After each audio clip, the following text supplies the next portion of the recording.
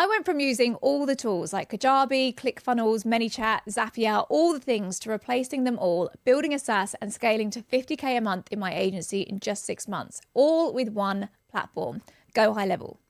If you're struggling to figure out this beast of a platform, or if you're brand new to it, this free course is the only thing you're going to need. I'm going to walk you through step by step how you can use GoHighLevel as a complete business system. So whether you're a total beginner or if you're looking to scale, you're going to learn the exact automations, the templates, the strategies, everything that I use to go from tech overwhelm to a full SaaS agency. This is honestly the step-by-step guide that I wish I had when I started, and it's everything that you need to master GoHighLevel in 2025. There's no fluff, no upsells, just the complete guide I use to generate 50K a month in my agency in just 6 months. Okay, so you're probably thinking, who am I to be teaching this kind of stuff? So my background doesn't really make sense for the fact that I'm teaching you a high-level tutorial now. My background was actually as a professional dancer. It's all I ever knew. I was in the West End. I did amazing shows all around the world. And then one day I got injured and my dance career was finished. But that kind of threw me into the world of business. And the reason I tell you that is that it doesn't really matter if you're not techie. It doesn't matter if what you do right now has nothing to do with marketing or tech or things like that. You can learn all of this stuff, and that's exactly what I'm here to teach you how to do today. So I've actually been a coach for 12 years now, and I've been coaching people, teaching them how to turn their skills and their knowledge into digital products. And what I found in my own business was I was just subscribed to so many platforms. So I started out with Kajabi because I loved it as a kind of course platform, but I really didn't like the funnel builder on it. So then I went to ClickFunnels and I signed up for ClickFunnels, and my funnels were over there. But then I wanted to have some automation in my social media. So then I had ManyChat, and then I was linking all of these tools together with Zapier, or if you're American, you'll say Zapier. But I was linking all of these things together, and it was just a headache. Not only was I spending loads of money on all of these subscriptions, I was also finding that I was just constantly troubleshooting all of these things and piecing them together, and it was just turning into a bit of a mess. And I didn't really feel confident teaching that to my students and saying, hey, you just need to sign up to like 9 other platforms and have a tech degree and know the ins and outs of Zapier and link them all together. That didn't really feel like the right thing to do. So when I stumbled across GoHighLevel, I was playing around with it, and I remember it was like, it was about a week before Christmas.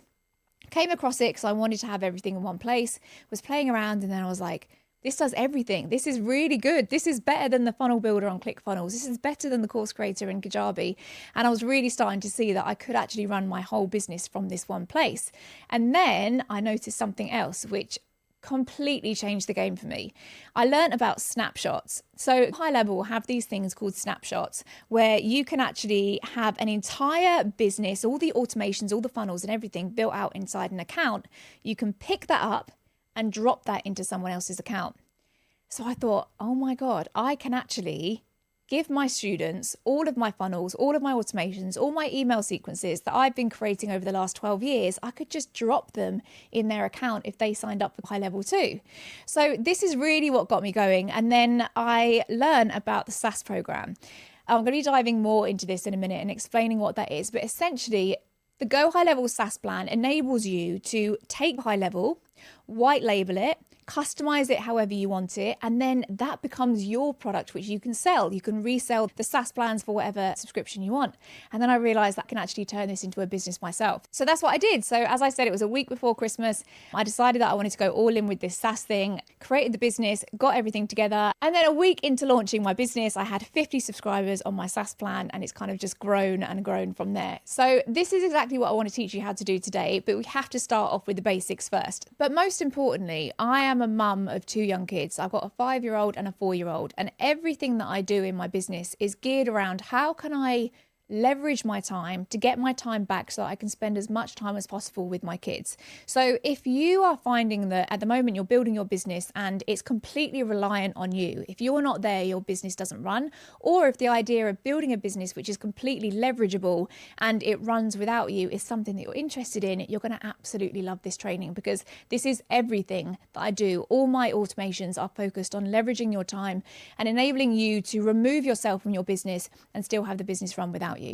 Now, this isn't one of those just, watch once kind of videos. This is something you're going to want to come back to all the time. So what I recommend that you do is watch the whole thing, get a whole lay of the land, and then come back to it over and over. So instead of stopping and starting the whole way through, get the whole scope of how the platform works, because once you know how it all works together, you'll understand why certain things work in certain ways. And then what I recommend you do is come back and, depending on what you need in your business, go to that part of the video. So if you're working on a funnel at that point, then go to the funnels. If you need to know an automation, then go to the automations. That's going to be the fastest way for you to get this into your head. Okay, so there's a couple of things that I need you to do. First of all, hit the like button. This is going to enable me to get this in front of more people. And also it's going to tell YouTube that you like this video and you want more of them, and you're going to get fed more stuff like this. Second of all, download the video. As I said, this is something you're going to want to come back to. You may not always have internet. Maybe you want to watch this on the train or somewhere on the plane or something like that. So make sure that you download the video so you can keep coming back to it. The third one is drop a comment below. I really want to know what business you're in, where you're at in your high level journey, and what it is that you really want to get out of this video. That means if I don't cover it in this video, I can definitely cover it in part 2, but also it means I can tailor my future content around you and your industry and the niche that you're in. And then next, I've put together an AI and automation scorecard. This is going to enable you to see where you should get started on your automation journey. You might look at this video, see loads of cool stuff and think you want to dive into everything. But when you take this scorecard, it's going to let you know where you should start. So you could start with this thing, then build up from there, and then build up from there.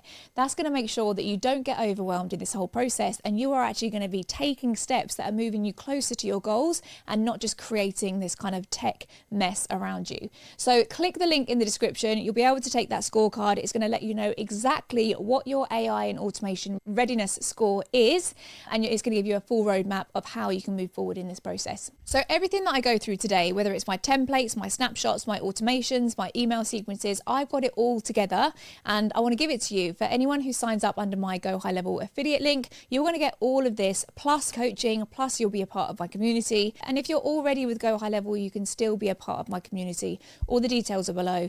But don't worry, if you're looking at this and thinking there is so much to do, I give this all away to you for free if you decide to join through my GoHighLevel link. And lastly, I put together a workbook for you so that you can follow along in real time. Everything that I speak about in this video, I've actually put into this guide so that you can go through it. You can keep referencing back to that as well. Click the link below in the description. You can access that guide for free. You don't need to opt in. You don't need to give me your details. Just go and get that guide, and it's going to really help you with how you move through this video and make sure that you can actually take action from what we're sharing. Now, most people quit high level before they even start. Please don't do that. It's one of the biggest mistakes that you can make. And honestly, I get it. It's a beast of a platform. When I first logged into it, I was like, what is this? And it is a lot to get your head around at first. But if you are looking to build a business that doesn't break as soon as you step away from it, this will be the best investment you can make in your business. Okay, so let's just dive into a couple of myths that I hear about high level all the time and just dispel them straight away. Now, one of the things I hear all the time is it's better to have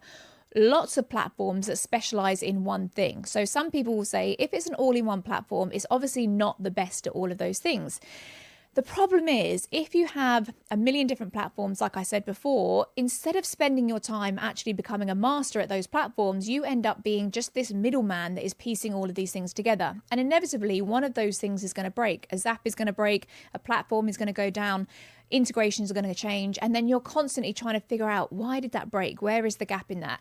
And of course, you're going to be spending a huge amount of money in subscriptions. Before I joined GoHighLevel, I was paying over $1,000 a month in subscription costs just because I was paying for all these different things. And there was loads of overlap. So it was a waste of time and it was a waste of money. The best thing you can do is have as much as you can in one place, because that's when you can get super smart with your automations. That's when you can say, you know, a client comes in and you can say they pay for their service, then they get a confirmation email, then they're going to get their contract sent to them, then they're going to get a receipt sent to them, then they're going to get a calendar link, and that whole thing can be in one really quick, slick flow because it's all in one platform. So it's much better to have everything in one place if you can. And of course, if you are spending more time in one place, you are going to master that platform much quicker. You now don't need to figure out how to use Kajabi and ClickFunnels and ManyChat and MailChimp and whatever all the other things are. You now just need to know, okay, I need to know how to figure out GoHighLevel. And that's the one thing that I need to become good at. So you are going to get to the level of mastery much quicker. The second one is that GoHighLevel is not just for agencies. When I first came across GoHighLevel, it really was geared towards that, and that's how the company first started. But over time, we realized that this platform actually does work for so many other businesses. You know, some of my clients, they run multi-million-pound air conditioning companies. I've got a Harley Street dental clinic. I've got loads of different businesses that are thriving on this platform because the fundamentals are the same. It really doesn't matter what business you're in. You still have leads coming in. You still need to qualify them. You still need to convert them. You're still going to have funnels and emails and things like that. You still need to nurture and build that relationship. And that's the same regardless of whatever business you're in. So if you're not an agency and you've heard that this is only for you if you are, then let's just dispel that straight away. You are still going to be the perfect fit for GoHighLevel. The third one is that a lot of people think because it is a beast of a platform, you need to be super techie in order to understand it, or you need to even code. That is not the case anymore. That's not the case for life anymore, to be honest. Now that we've got AI and vibe coding and things like that, you really don't need to be coding anymore. But also, you really don't need to be techie. There are so many creators out there, like myself and so many other people, that will be teaching you every inch of this platform on YouTube. There is so much support, there are snapshots. So if you don't want to be learning how to do this stuff from scratch, you can pay for someone to do the full onboarding for you. GoHighLevel will have that service. But you can also just be getting people's snapshots. If you decide to join GoHighLevel through my affiliate link, you get all of my snapshots, all of my links, everything like that. And so you really don't need to figure this out from scratch. And as I said, if you're spending most of your time on one platform, you're going to master it much quicker than anything you have before. The fourth one is that some people will say, yeah, but it's just another funnel builder. Like I can get that platform over there and it's half the price. This isn't just a funnel builder. This is a complete business system. You can run your entire business from this platform. I run my entire business from this. I have my SaaS, I have my agency, I have lots of other things that I do all from this one platform. So don't think of this as a tool that is replacing just one part of your business. Think of this as like the entire headquarters of your business, and this is the engine that is going to run your entire business. So yes, the user interface feels like a spaceship at first. You go in and you think, what does that word mean? Why do they say it like that? But the difference here is instead of trying to learn 10 new languages, each platform has their own language and their own way of saying things. Instead of trying to learn 10 new languages, you're just going to learn one. And really quickly, you're going to understand that means that links with that, and this all makes total sense. So we're going to dive into all of that today. Okay, so before we get into the good stuff, I just want to take you through my 3-step process that I take all my clients through when they're looking to implement AI and start automating their business, because there really is a process. And if you don't follow this process, you're really at the risk of just adding more stuff and actually adding more chaos and more confusion to your business. And that's really not what we want to do. So the 3-step process that I take my clients through, first of all, is simplify. The second one is automate. And then the third one is amplify. Now, the simplify step is where we're really going to simplify all of your tech. So one of the first things that I want you to do is pause the video a sec and write down a list of all the tech subscriptions that you have, every single thing that you use. So that could be your email provider, your funnel builder, your website, maybe you use Stripe, maybe you use ManyChat, maybe you use QuickBooks, absolutely everything that you use, maybe you use Linktree. Have a look and write down all the ones that come to your mind that you're using currently. And then go onto your phone, open up your banking app and write down all the other ones that you have forgotten because you've forgotten that you're paying for these subscriptions. I guarantee there's usually between 10 and 20 subscriptions that you're paying for that you really have no idea about. So write all of those down. Then have a look and see where there is crossover between some of those platforms. So see where something does one and something does another, but they kind of do the same thing just slightly differently. And you're going to start to cross out the things that cross over or that you don't need. We really want to get rid of some of these subscriptions and some of these platforms before we add another one in. So do that exercise. I guarantee it will be really, really eye-opening when you realize how much you're spending and just how many things you're signed up to. So that's the first thing we want to do. We want to strip back so that we can go forward. And that is the simplify piece. And the second one is automate. This is where we're going to be looking at all of your processes. Now, at the end of this video, I'm going to be showing you how you can automate specific processes in your business. So whether that's lead generation, whether that's client onboarding, we're going to get to all of that. But the second piece of the process is where we're looking at automating it. We're not going to try and automate before we've simplified. And then the third step is amplify. This is amplify with AI. When you add AI into your business, it's like throwing rocket fuel on it and everything is going to go go up. Everything's going to get faster, quicker, more efficient, and you're going to get more leads coming in, more sales. So what we don't want to do is amplify the chaos. So we simplify first, we automate, and then we look to the AI piece.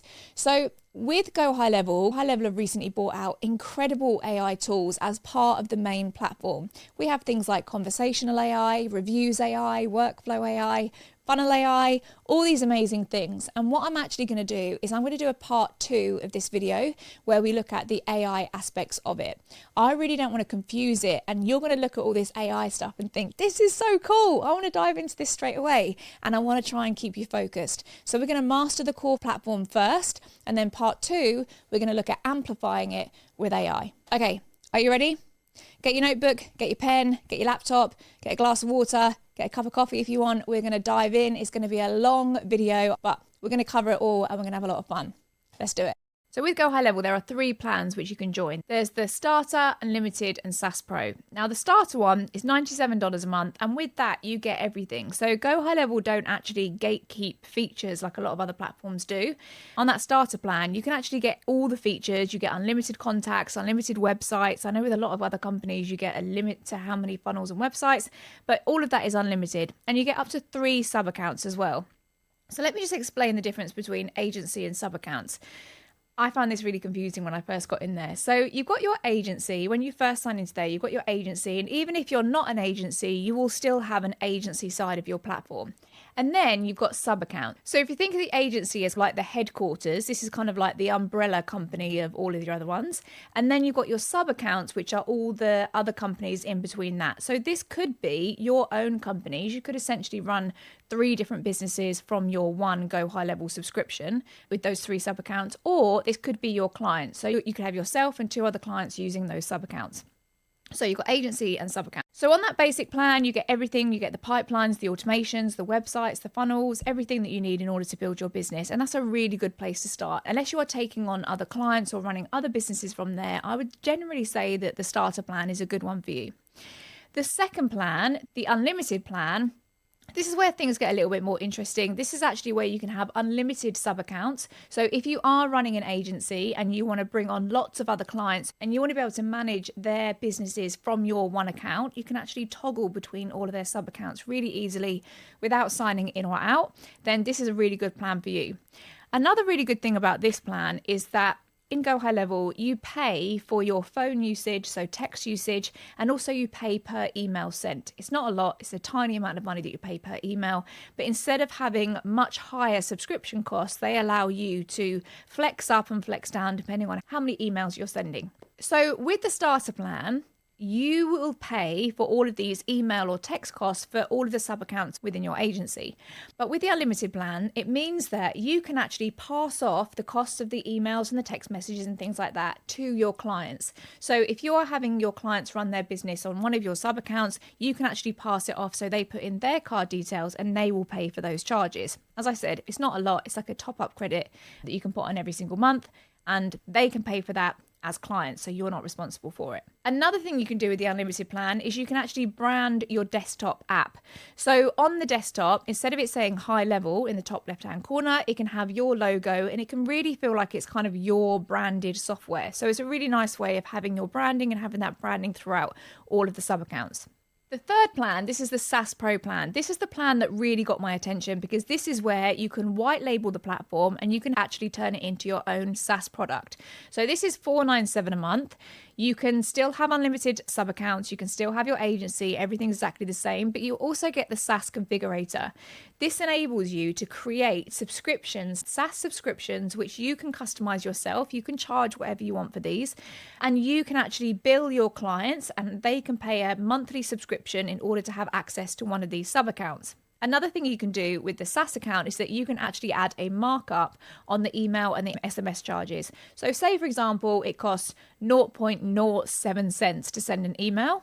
You could do a markup of that. You could do 1 times, 2 times, 5 times, 10 times if you want to, and you are going to make the difference of that cost. So GoHighLevel are going to charge you as an agency owner for the price of that email, and then you will charge that client, and this all happens automatically. So you can charge that client more and you're going to make that profit in between. So it means you can make that extra bit of recurring revenue through those rebilling costs, which is pretty cool. And that's pretty much it. So I would say if you are a solo business owner, you're just looking to use GoHighLevel to run one business, then Starter is great for you. If you're looking to really run this as an agency, maybe you want to have some of your clients or other sub businesses in it, then I would say that the unlimited plan is a good one for you. And if you are looking to really turn this into a business and a platform that you can resell and do the SaaS mode, then the SaaS Pro is the best option for you. If you go onto the main website, then you can get a 14-day free trial. But if you use my affiliate link, you can actually get a 30-day free trial. So you could dive into maybe the SaaS mode, have a little dive around and see all of the features within it. And then you can decide if you want to downgrade, upgrade, whatever it is that you want to do. And then one other thing to note as well, with the 497 plan, this does give you advanced API features as well. So if you want to get super fancy schmancy and add in other tools and integrate with other platforms, then this is going to be the best plan to do that. Okay, so let's dive into the platform. I'm going to be showing you all the features, diving into all of it. I've got myself a dummy account here, so don't worry about any of the numbers, any of the contacts. GDPR police don't come after me. This is all just dummy data. So I'm going to be showing you through all of the things here. So we have got your agency dashboard here. As soon as you log in, this is really the home screen that you're going to come to. So this is where you can see how much revenue you made, your monthly recurring revenue, how many new customers you got, your total number of customers. You can see an overview there. Okay, so I want to dive into SaaS mode. As I said, this is really the thing that caught my attention. This is the thing that really excited me. So with SaaS mode, this is where you can set your own subscription plans. You can use the GoHighLevel ones, the 97, 297 and 497 if you want to, or you can do your own. I know some people that sell those for $1,500 a month, even £2,500 per month. It really doesn't matter what you want to sell this for. You can decide based on your ideal client and your network. So here, you can come to here, you can click add a plan. You can decide what you want the plan to be called. So you could say this is called, I don't know, let's call it basic. Type in a description of what that plan is going to be. Click next. Add a category. Say, for example, we could say this is a UK plan. This is going to be in UK currency. So if we go Great British Pound, you can do it whatever currency you want to. And then you can have lots of different plans. You can drag them in order. So you could have your basic plan, your pro plan, whatever it is. Click next, decide how much you want it to be. Maybe you want it to be 197, maybe you want it to be 897. It really doesn't matter what you want it to be. And you can set how many users you're going to allow on your plan, and you can also set the contact limit as well. So there's loads of things you can do here in order to customize it and kind of had that graduated pricing. So you could feature stack or you could price stack your plan. So you could say the basic plan, I'm going to remove some of these features. So for example, if we go here, you could say in my basic plan, I want to have all of these features. I want to add the social planner. I want to add email marketing, but I don't want to add anything else. And then you could say that the plan up from that, if they want to use features like invoice or CRM or forms, then they need to upgrade to the next plan. So that is a way of ensuring that you're always sending people through that ladder. And as their business grows, they're going to be moving on to a higher plan. So then you can click next, add on any extras. So you might say in this basic plan, you want to add on WordPress hosting. You might say you want to add on the AI employee, which we're going to talk about, or you might say you want to add on WhatsApp. It really depends. Don't feel like you need to give everything to everyone. If you don't add it within this plan, there is still an option for them to upgrade. So they will always be prompted to say, do you want to add on WhatsApp? Do you want to add on AI employee? So there is an opportunity to upgrade and they can add this onto their plan. So don't feel like you need to add everything into each plan. Your trial and credits. So you could have a trial period here. You could say it's 7 days. You could say it's 30 days if you want to. You could say it's 14 days, whatever it is. And then you can also add some credit. As I said, when it comes to the email costs and the SMS costs, GoHighLevel are going to bill you for those, and then you bill your clients. So if they're going to bill you for them, you could add some credit if you want to. So you could say, for everyone who joins my basic or pro plan, I'm going to give them $20 or £20 worth of credit for free every single month. And then that means that they're only going to get billed after that. It's really up to you how much you want to add. But I would make sure that you work out your numbers properly.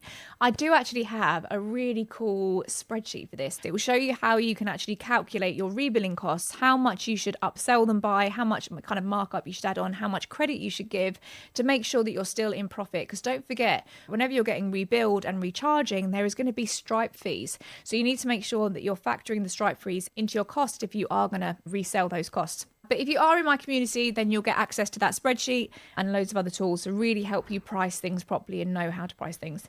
So you can add your credit here, click next, and then this is your rebilling. So remember I said before, you can add the markup. The markup margin here is automatically set to 1.05 times. You can put this up as much as you want. Now, I've seen a lot of people, I mean, some in the American community say to do it up to 5 times. I just want to give you a little warning here. If you are in the UK costs for email and text are much higher than the US. So if you put yours up by five times or 4.8 times or something like that, the cost for your UK clients are going to be super expensive, and you'll definitely get people coming back and saying, why am I getting charged so much for email? So if you're in the UK, really be careful of that. I do mine at about 1.5, to be honest with you. I don't make a huge markup on these costs because I don't want to get people getting pissed off that they're getting charged so much for emails. So I don't use this as one of my main revenue drivers, but I put it up a little bit so just to ensure that my Stripe costs are covered. So you can see here, you can see how much GoHighLevel will charge, how much is charged to the customer, and then how much profit you make from that. So I would make 0.0056 per minute. So it's not huge, but just be aware of what country you're in. And you can do this for every single one. So you could do this for email, workflow, content AI. You can essentially make a markup on all of those things, which is pretty cool. Then click finish. And then we're good to go. And then whenever you do your checkout, whenever you have your website and you're ready to start enrolling people into your SaaS, you can actually just put that product on there, and then it's going to automatically take that payment from them, start their subscription within Stripe, and then it's automatically going to open up a sub account for them as well. So it's a really nice, clean process of how they sign up. So there's loads of things you can do here. This is probably a whole training in itself, to be honest, of setting up your SaaS. And as I said, I have this as a whole snapshot. But you can have all of your subscription settings. You know, if someone's payment fails, this will automatically suspend their account, which means that they're not going to keep being able to use it without paying. This just helps with your admin. You can allow people to upgrade or downgrade. You can give them those capabilities. You can customize the welcome email. You know, there's loads of different things that you can do here. And then, of course, you want to configure it as well. So you can connect up your Stripe or NMI if you want to use that, or Authorize, which is another payment portal as well. So let's dive into the next thing. So that's really how the SaaS is set up. The SaaS configurator makes it super, super easy. So if you are thinking, well, I would love to resell, I would love to have a SaaS product, but I'm super not techie, I really don't understand this stuff, the SaaS configurator literally couldn't make this easier.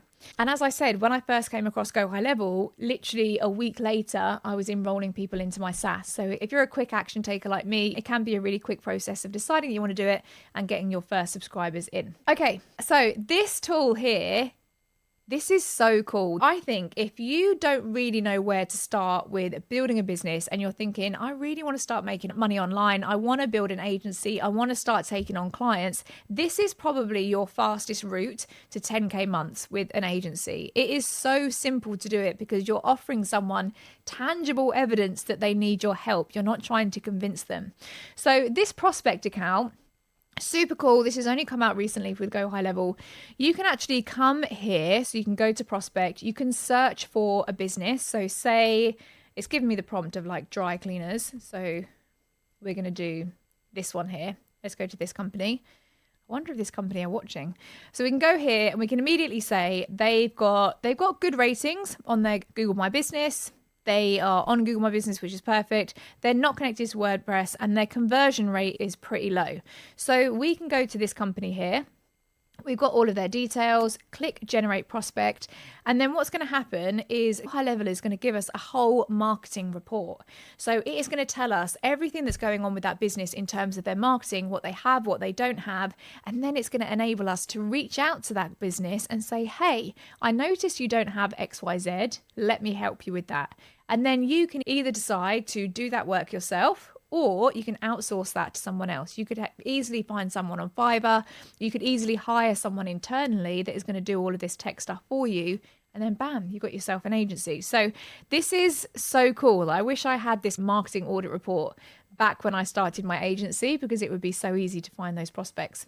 You can actually subscribe to this and get even more features. So you can get even more analytics, which you can take to those prospects and say, notice this, for example, SEO is an even more advanced feature that you can get. You can get unlimited reports, but you will get 5 reports for free per month. So here we can look at this company. You've got their details and they've got an overall score of 35%. So their business details, 50%, their listings, their techno stack, they really are not very techy. You would expect that from a dry cleaners anyway. Online reputation, 66%. Google business profile is high. And then their analysis, we don't have that because we haven't got the upgraded plan. But we can have a look here and say they don't have a chat widget on their website. They don't have a WordPress site. They do have a text-enabled business number. So we want businesses to be able to have a number that they can text. If you're anything like me, I just don't want to call up and speak to anyone. So I want to text. And then review replies. Techno stack analysis, they don't have a website. So, if you were a website builder, you could just instantly reach out to them and say, hey, I noticed you don't have a website. Let me help you with that. It just immediately puts you as that kind of authority and expert figure.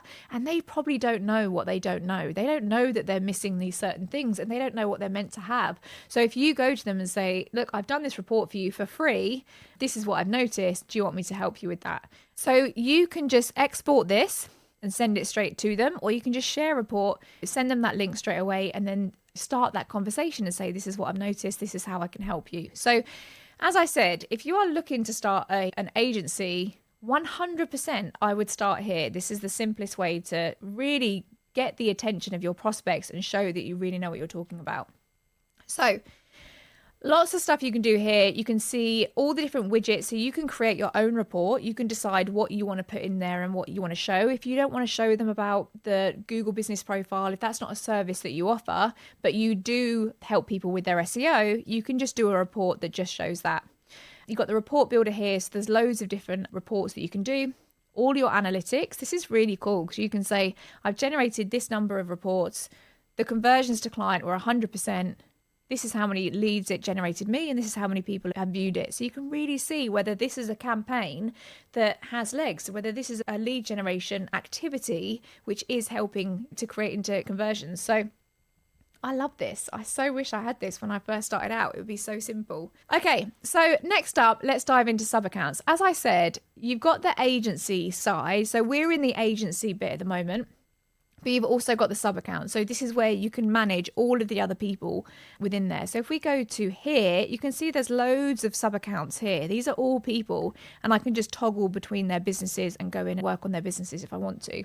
So sub-accounts here, you can see everything as a quick overview about everyone. You can see how many active users they have, how many calls they've made, how many appointments they've made, things like that.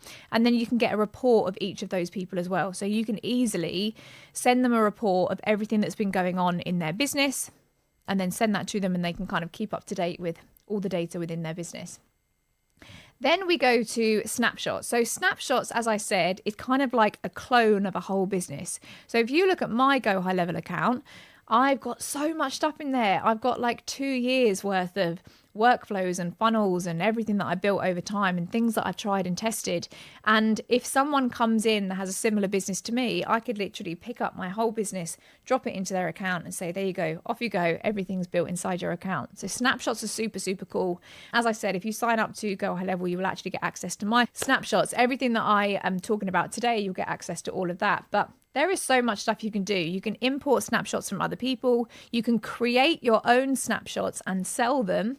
For example, if you built a lead generation process that was working really, really well, it was really good at getting leads coming in and converting them into sales, you could say, this is working well. I want to sell this to other people. So you could create that snapshot, you could pick it up and then charge a price for it. People can charge 2,000, 3,000, 5,000, 10,000 for snapshots.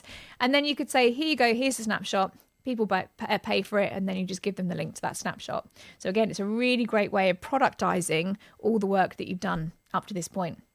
But there's also a snapshot template as well. So you can come in here. If you're a marketing agency, you can just quickly download all of that. The automotive, the legal, the restaurant and bar. There's so many for so many industries. So makes it really easy to not just start from scratch and just plug yourself into a tried and tested model straight away. Okay, so then we get to reselling. So we spoke about reselling as an agency owner, as a SaaS owner. We spoke about reselling the emails and the SMS costs. That's just one part of it. We spoke about reselling the subscription costs and the SaaS plans through the SaaS Configurator. That's another part of it. But another revenue stream is by reselling different app integrations as well. So, for example, there is the Workflow Pro plan. So this is where you're going to get more advanced workflow automations. You will get charged by GoHighLevel $10 for that. You can set your price. You can change this to whatever it is that you want. You could do it as $40, $50, whatever. And then you're going to make a profit. So as I said, HighLevel will charge you, and then you will charge your client, and you make the money in the middle. You can also resell the branded client portal app. So with GoHighLevel, there are 2 apps which you can have. The first one is Lead Connector. Lead Connector is kind of like the grey label app. So you can run all of your business the same you can on the desktop app. There's certain things you can't do, like build funnels and things like that. But conversations and booking appointments and things like that will all come through that Lead Connector app. So that's one. But you can also white label that if you want to, and you can have your own branded one. There is also one called Collab. Now, Collab is really like the course creator and community app. If you are selling courses, or if you have a community or things like that, you'll see this with our own. If you join our community, you'll see that we've got the Made for More AI app. This is a white label of the Collab app, and this is where you can access all of our courses and community and things like that. So you could actually resell that to your clients. Again, GoHighLevel are going to charge you $49 a month. You could set your price at $79 a month, and you're going to make $30 a month profit in between that. You can also resell AI Employee. Now, AI Employee is kind of like a bundle of all of HighLevel's AI tools. So things like Workflow AI, Conversational AI, Content AI, Funnel AI, Reviews AI. Shall I say AI again? There are so many things. So AI Employee is kind of like a bundle of all of those services. HighLevel is going to charge you $97. You set your price, you make the money in between. And then there's also reselling WordPress. If your client wants to host their WordPress within GoHighLevel, you can set that price, and reselling WhatsApp as well. WhatsApp I find is a really popular one. I'm in the UK, so we use this all the time. I find people open a WhatsApp message much more than a SMS message. So WhatsApp is a really good one. You could decide that you want to include this in one of your higher plans, or you could just let people add this on if they want to. There's also Ads Manager. So if you are running ads for your clients, you can actually toggle on Ads Manager. You could do this for either $10 per month per location, or you could do $97 per month and it's unlimited locations, or you can get an even bigger discount if you do that yearly. And again, you just decide. HighLevel is going to charge you. You decide what you want to charge your clients, and then you're going to make that profit. What I will say is with the Ads Manager, it's brilliant if you're doing like basic meta ads for your clients. If this is your main core service, there's probably other tools which are better for this aspect. But I would say if ads management is an add-on service to other things that you're offering, then this ads manager is really good. So play around with it, see what you think. You can always upgrade and then downgrade. It's not a problem. But I would say if you're full-blown meta ads manager, you might find this one a little bit limited, but I always want to be honest with any of the features that I think are, I think this one is not quite where it needs to be yet. But if you're doing it for basic, then I think it's perfect. And there's also marketplace apps as well. So there's loads of other stuff in the marketplace where other people have created these apps, and you can add on and resell any of these. So can you see there's so much opportunity for you to create these kind of little pockets of revenue streams, which really start to add up and stack that monthly recurring revenue. Okay, there is also the add-ons. So we're going to get right into the good stuff in a minute and actually building stuff out. But this is the agency stuff that I want to walk you through. First of all, you can add on monthly premium support if you want to. You could pay monthly or annually. I know some people that have done this. I don't personally do this. I don't think it's a massive difference, to be honest. I actually think the GoHighLevel service that you get is really, really good. So see what you think. I would start without this first and then see if you need it, if you want to add it on. And then here are the white label mobile apps that I spoke about as well. So you've got the Lead Connector one, which you can white label and make your own. That's for the iOS and Android. And then you've also got white label Zap as well. So if you are integrating lots of other tools, so for my white label SaaS, there are other tools that I use in order to make it a full solution. I kind of added in some other things, some other cool AI stuff. You can if you want to. If you don't want anyone to know that this is anything to do with GoHighLevel and this is fully white labeled, you obviously, if they then go to use Zapier, you then don't want them to be able to see that, oh, it's a Lead Connector Zap, or I think that's GoHighLevel. So you can actually have the white labels app if you want to. That's if I would say if you're going full incognito secret ninja mode, go for that. Otherwise, the Zap is just lead connector. And then lastly, it's two things. You can do your high level certification. So if you are learning this platform because you're thinking you want to do this as a service, if you want to help other people with their GoHighLevel, you can become certified. You can do this monthly or annually. This is a great thing to do, by the way. GoHighLevel is growing at a massive, massive rate. So if you can upskill and learn how to use this platform, there is going to be huge demand for you.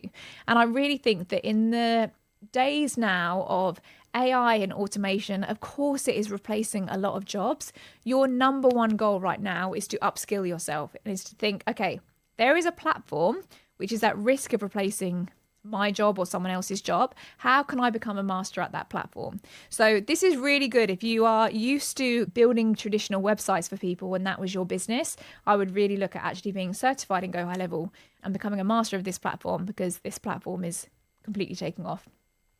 And then lastly, you can get GoHighLevel to set up all your services as well. So if you want the advanced onboarding setup, you can pay $1,000 and they will do that for you as well.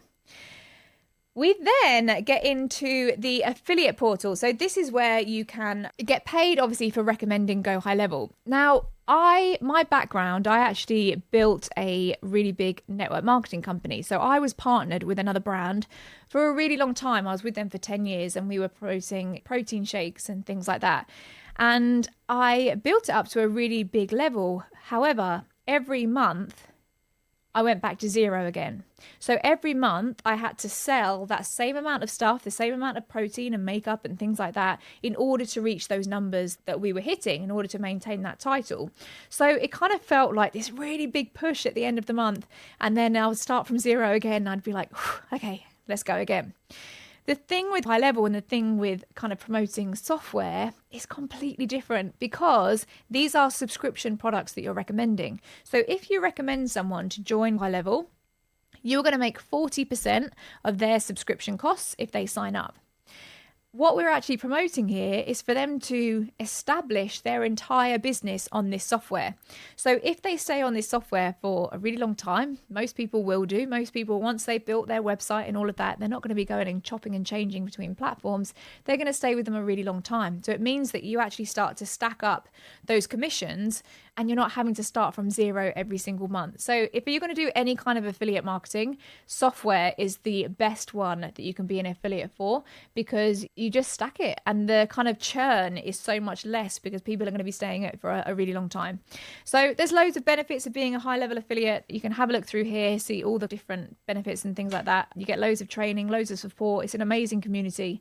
So yeah, great place to be a part of.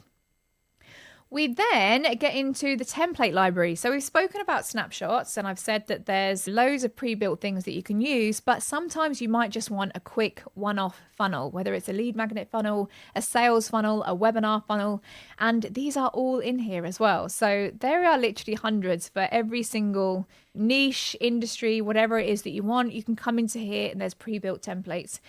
If you get onto the higher plans, you can actually upload your own templates onto the marketplace as well. So you can actually be sharing these with your sub-accounts, but there are so many that you can do and there's just completely plug and play. So it's a really, really simple way of building your funnels. I'm going to go all into that in a little bit. I'm actually going to show you how to fully build a funnel, but that's a little overview of the templates. We then get into the university. So once you get into GoHighLevel, you're going to get access to loads of courses, loads of things like that. There's loads of stuff. There's a 5-day challenge. There's a course creators playbook, AI employee playbook. So if there's something I don't cover in this video, I'm sure they will cover it in that. But you're not alone. You're not just kind of given this tool and told, just get on with it. There is so much support. I really have never met a company like GoHighLevel before, to be honest. They really do care about the people on their platform.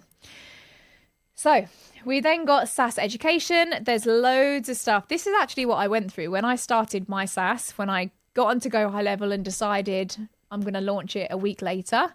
I actually went through this process. So I watched this first video, went through all the steps here, kind of got my head around it, used these steps here, connect my Stripe and configure my SaaS. And I just followed this process. So everything that you need in order to set up your SaaS, if you do really want to do that, this is a brilliant way to go through it. GHL swag. This is if you want all the T-shirts and the hoodies. I feel like Americans really love swag. The UK aren't quite so into the swag, I think, although if you do give me a T-shirt, I probably will. I could rock a T-shirt, but I'm probably not going to do the baseball cap. And then ideas. This is one of the coolest things. So ideas here is where you can come and you can say, this is what we want. You know, I've been using GoHighLevel for a while and I really feel like I wish this did this, or I wish that linked to that, or I wish we had this. Because you can see here, you see these numbers, this is how many people have voted for it. So ad reporting and attribution, someone has said this is what we want, and people have voted it up and said, yeah, I agree. And they've given their feedback and said, this is what we want. And genuinely, GoHighLevel work through this. Like if you're in the GoHighLevel community, you will see that all the time, Sean Clark, who's one of the founders, is coming through and saying, hey, we've just added this. We've just made this change. We've just done this. Literally every day these changes are being made and it's based on your feedback. So these decisions aren't being made from the top down. They're being made from the bottom up. So I just love that this is all being designed around what we want in the field and what we're actually experiencing. And then lastly, you've got the app marketplace. So for example, I use a score app. So you can actually come in here and you can connect it with that straight away. So it means that when you're building out your workflows, you're not having to send a zap off to somewhere else and say, hey, when this thing happens, then I want that to happen. When I'm actually in my score app and I'm building my scorecards, it's reading my data from my GoHighLevel account and it's all kind of connected as if it's on the same platform. So there's loads of apps that you can do here. And of course, there's app reselling as well. So you'll probably see some things here which you're thinking, oh, I don't see that on mine. And that's because you can actually have a custom menu in GoHighLevel. So if there's things that you want to see here, perhaps it's a spreadsheet that you use a lot, perhaps it's something else, a document that you're always jumping into, you can add your own things onto this menu so that you can just stay in one place.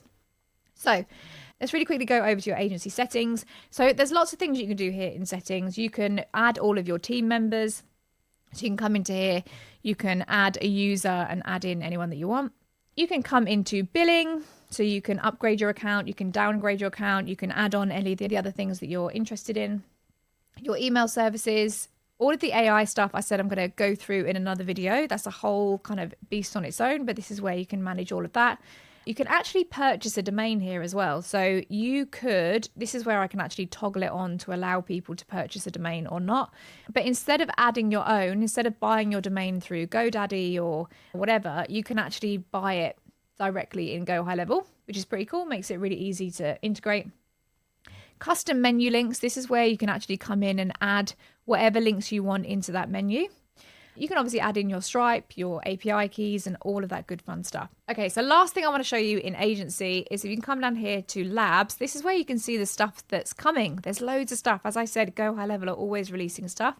You can come in here into labs, you can say, okay, this change is coming. You can grow your SEO with that tool. This is coming. So you can see all the different things that are coming along and see where we're at. And you can actually toggle it on and say, I know this is in beta, but I want to be part of testing it. You know, I want to try it. So we can see this is live in 84 days. This is live in 9 days. So you can toggle it on and say, I want this in my account when it is in beta testing. Beautiful. Okay, so we are now going to go into our sub account.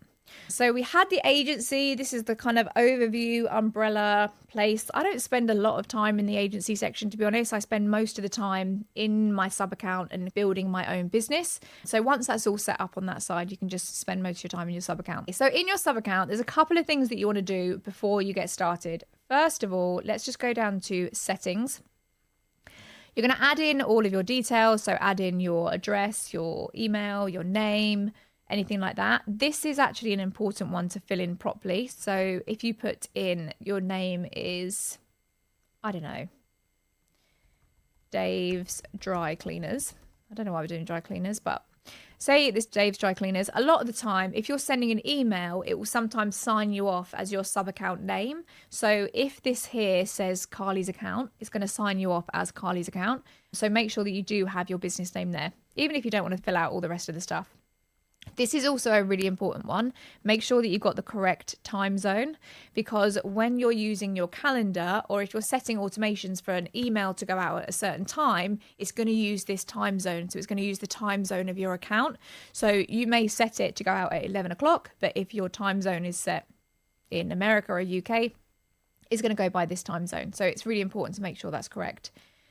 You've also then got your, you don't really need to fill out a lot of this stuff. It's just if you want to have it there, but don't get too stressed about that. And then a lot of the stuff here, I tend to just leave by default. So some of these are toggled on, verifying an email address when the email is first sent to a contact, keep that toggled on. Make sure the email is compliant by adding the unsubscribe link. Definitely have that on. You need to make sure that you have that.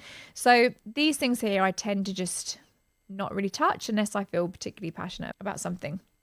And then same with here as well. So we don't really want to allow duplicate contacts. Don't forget that you're going to pay for every email that goes out.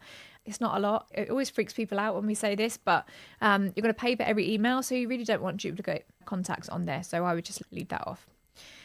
Then we can go to billing. This is where you can add your payment method. So when I said before in the 297 plan, you can get your clients to cover the cost of their emails and SMS. This is where you just need to get them to go into. So they need to go into billing, put their own payment method in there. You're still going to pay for the high level subscription, but they are going to be able to cover the cost of their emails and things like that. So make sure anyone who has a sub account, they go in and they put their payment details in there. Next up, we have got staff. So this is where you can come in and you can add a user. You can put in their name, whatever they are, put in their email, whatever. Add their calendar, add a signature if you want to. And then if we go to roles and permissions, this is where you can actually toggle on what they have access to. So maybe you've got a virtual assistant and you don't really want them to have access to all of your financials. Maybe you've got a financial advisor and they don't need to see your funnels and all of that. So this is where you can just come in and toggle off what you want to show, what you don't want to show. And this is where you can manage them. We then get into one of the first things that I want you to do is come into domains. So domains, you can purchase your domain, or you can connect a domain already. So if you want to purchase, you just click here, search for the domain that you want. You'll find the one that you like. So if I do, I'm hoping this will not come up because this is my own one. We'll come here, domain is not available, but it's going to give you some other ones which are right. And then you literally click buy. And then whenever you build your funnels or your websites, you can just connect that domain. You can also connect your own domain. So something I like to do a lot is not a lot, I don't like to do this a lot, but this is what I will do with my clients, is I will connect a domain, and say if it's a funnel or a website or something like that, I click connect. A little cheeky thing to show you here is if I go to, you just type in your domain. If I log in to GoDaddy at the same time, it's going to show all of my stuff, probably. If I go into GoDaddy at the same time, and I keep that open, something weird and magical happens when you click continue and it gives you the records. If you click continue and you are open in your domain provider, they just kind of speak to each other. I don't really know how it happens, but the DNS records just get updated automatically. Definitely happens with GoDaddy, a little hack for you there. I love it because I really can't be bothered with adding the details in manually. So keep it open and then it will actually update the records for you. But otherwise, you can go to add manually, and then these are the records that you just need to add into the DNS records of your domain hoster. And then click verify. You should see that it's all verified. It normally doesn't automatically do like the DMARC settings when you're doing the email services. So just make sure you add those in. That's a really simple way of doing that. So that is your domains. This is the bit normally where people are like, I hate this bit. But that's why I wanted to give you the little hack of opening up GoDaddy at the same time. Or obviously if you purchase it from here, it's even easier. The other thing is custom values. You are going to see these a lot of places. So you see these cheeky little codes here and they've got kind of brackets. So it will say something and then it's got a bracket behind it. You will find in a lot of my email templates and a lot of what everyone uses in Snapshots, you'll find these custom values. And all it means is if we go to, I don't know, if we go, I think these are all dummies, so I don't think it's actually going to show it in there. Okay, so the name is from email. We could put in, I don't know why I'm in shouty capital letters. We could put in the email in there. We could say what folder we want it to be in, and then we click update. What that means is whenever that little bit of code is anywhere, it's going to show my email instead. So whenever an email goes out, all I need to do is put this custom value code. I don't actually have to write my email, and it's going to show my email instead. So it makes it really easy, especially if you're constantly uploading logos. If you are building a website for anyone, or if you are doing something which is very, very repetitive, using these custom values is really easy, because you just come over to the custom values, build out whatever you want, put in whatever the ones you want, and then you can add those in later on. And I'll show you exactly how we do that. Another thing that you want to do is come to integrations, and this is where you can integrate all of your things. So you can integrate your Google Calendar. These are really, really step by step. You literally click, take me there, connect to whatever calendars you want. So you click add new, Google Calendar, Outlook Calendar, whatever, connect to it. It's going to take you through all of those steps. If you're signed into all of these things on your desktop, it's going to be even better. And then you can connect all of those things. So just come and connect anything that you can here. I would say typically do your social media. You need to make sure that your Instagram is connected to your Facebook, because they are actually connected via Meta. So you can't integrate one Facebook page and one Instagram. You kind of have to have them linked at Meta level. So connect those two. I would do your calendar. I would do QuickBooks if you have it. Stripe, definitely. Obviously, you're going to need a Stripe account in order to take payments, and any other things that you use. You can have your TikTok, Slack, LinkedIn, any of those other things, and WhatsApp as well. But these are all really step by step. I'm not going to go through each one because I will have to connect them. You can see all of them there. Facebook form fields mapping. If you are running ads, then your ad that you're running, if you're doing like a lead form or something, and it's going to come up here, and you just want to come in here and make sure that you have mapped it so that it's going to take that lead for you. Same with TikTok and same with LinkedIn as well. And the other thing that I want to show you in settings, there's two other things that I want to show you in settings. One is brand boards. So this is where you can come and you can put all of your brand stuff in one place first, and then it's going to show up across the rest of the platform. So if we go into add design kit, if you don't have a brand and you feel like you want things to look a little bit jazzier, you can choose any of these ones if you want to, or you can add your own ones. You can click start from blank, click continue, come into here, and then you can add your logo in here. So you can add your logo, you can add your favicon. Is it favicon? I don't really know. And then you could also add your colors as well. So it gives you two automatically, but you can add any of these. If you can come in here, put in your hex code, whatever those colors are, and then you'll see that you just save the board, call it whatever you want to call it. You've also got the typography in there as well, so you can change your fonts. Do this once. It's worth doing this once, and then when you are in your funnel builder or your email builder or something like that, you've got all your fonts there, so you don't have to keep re-uploading them. And then save board, and we are good to go.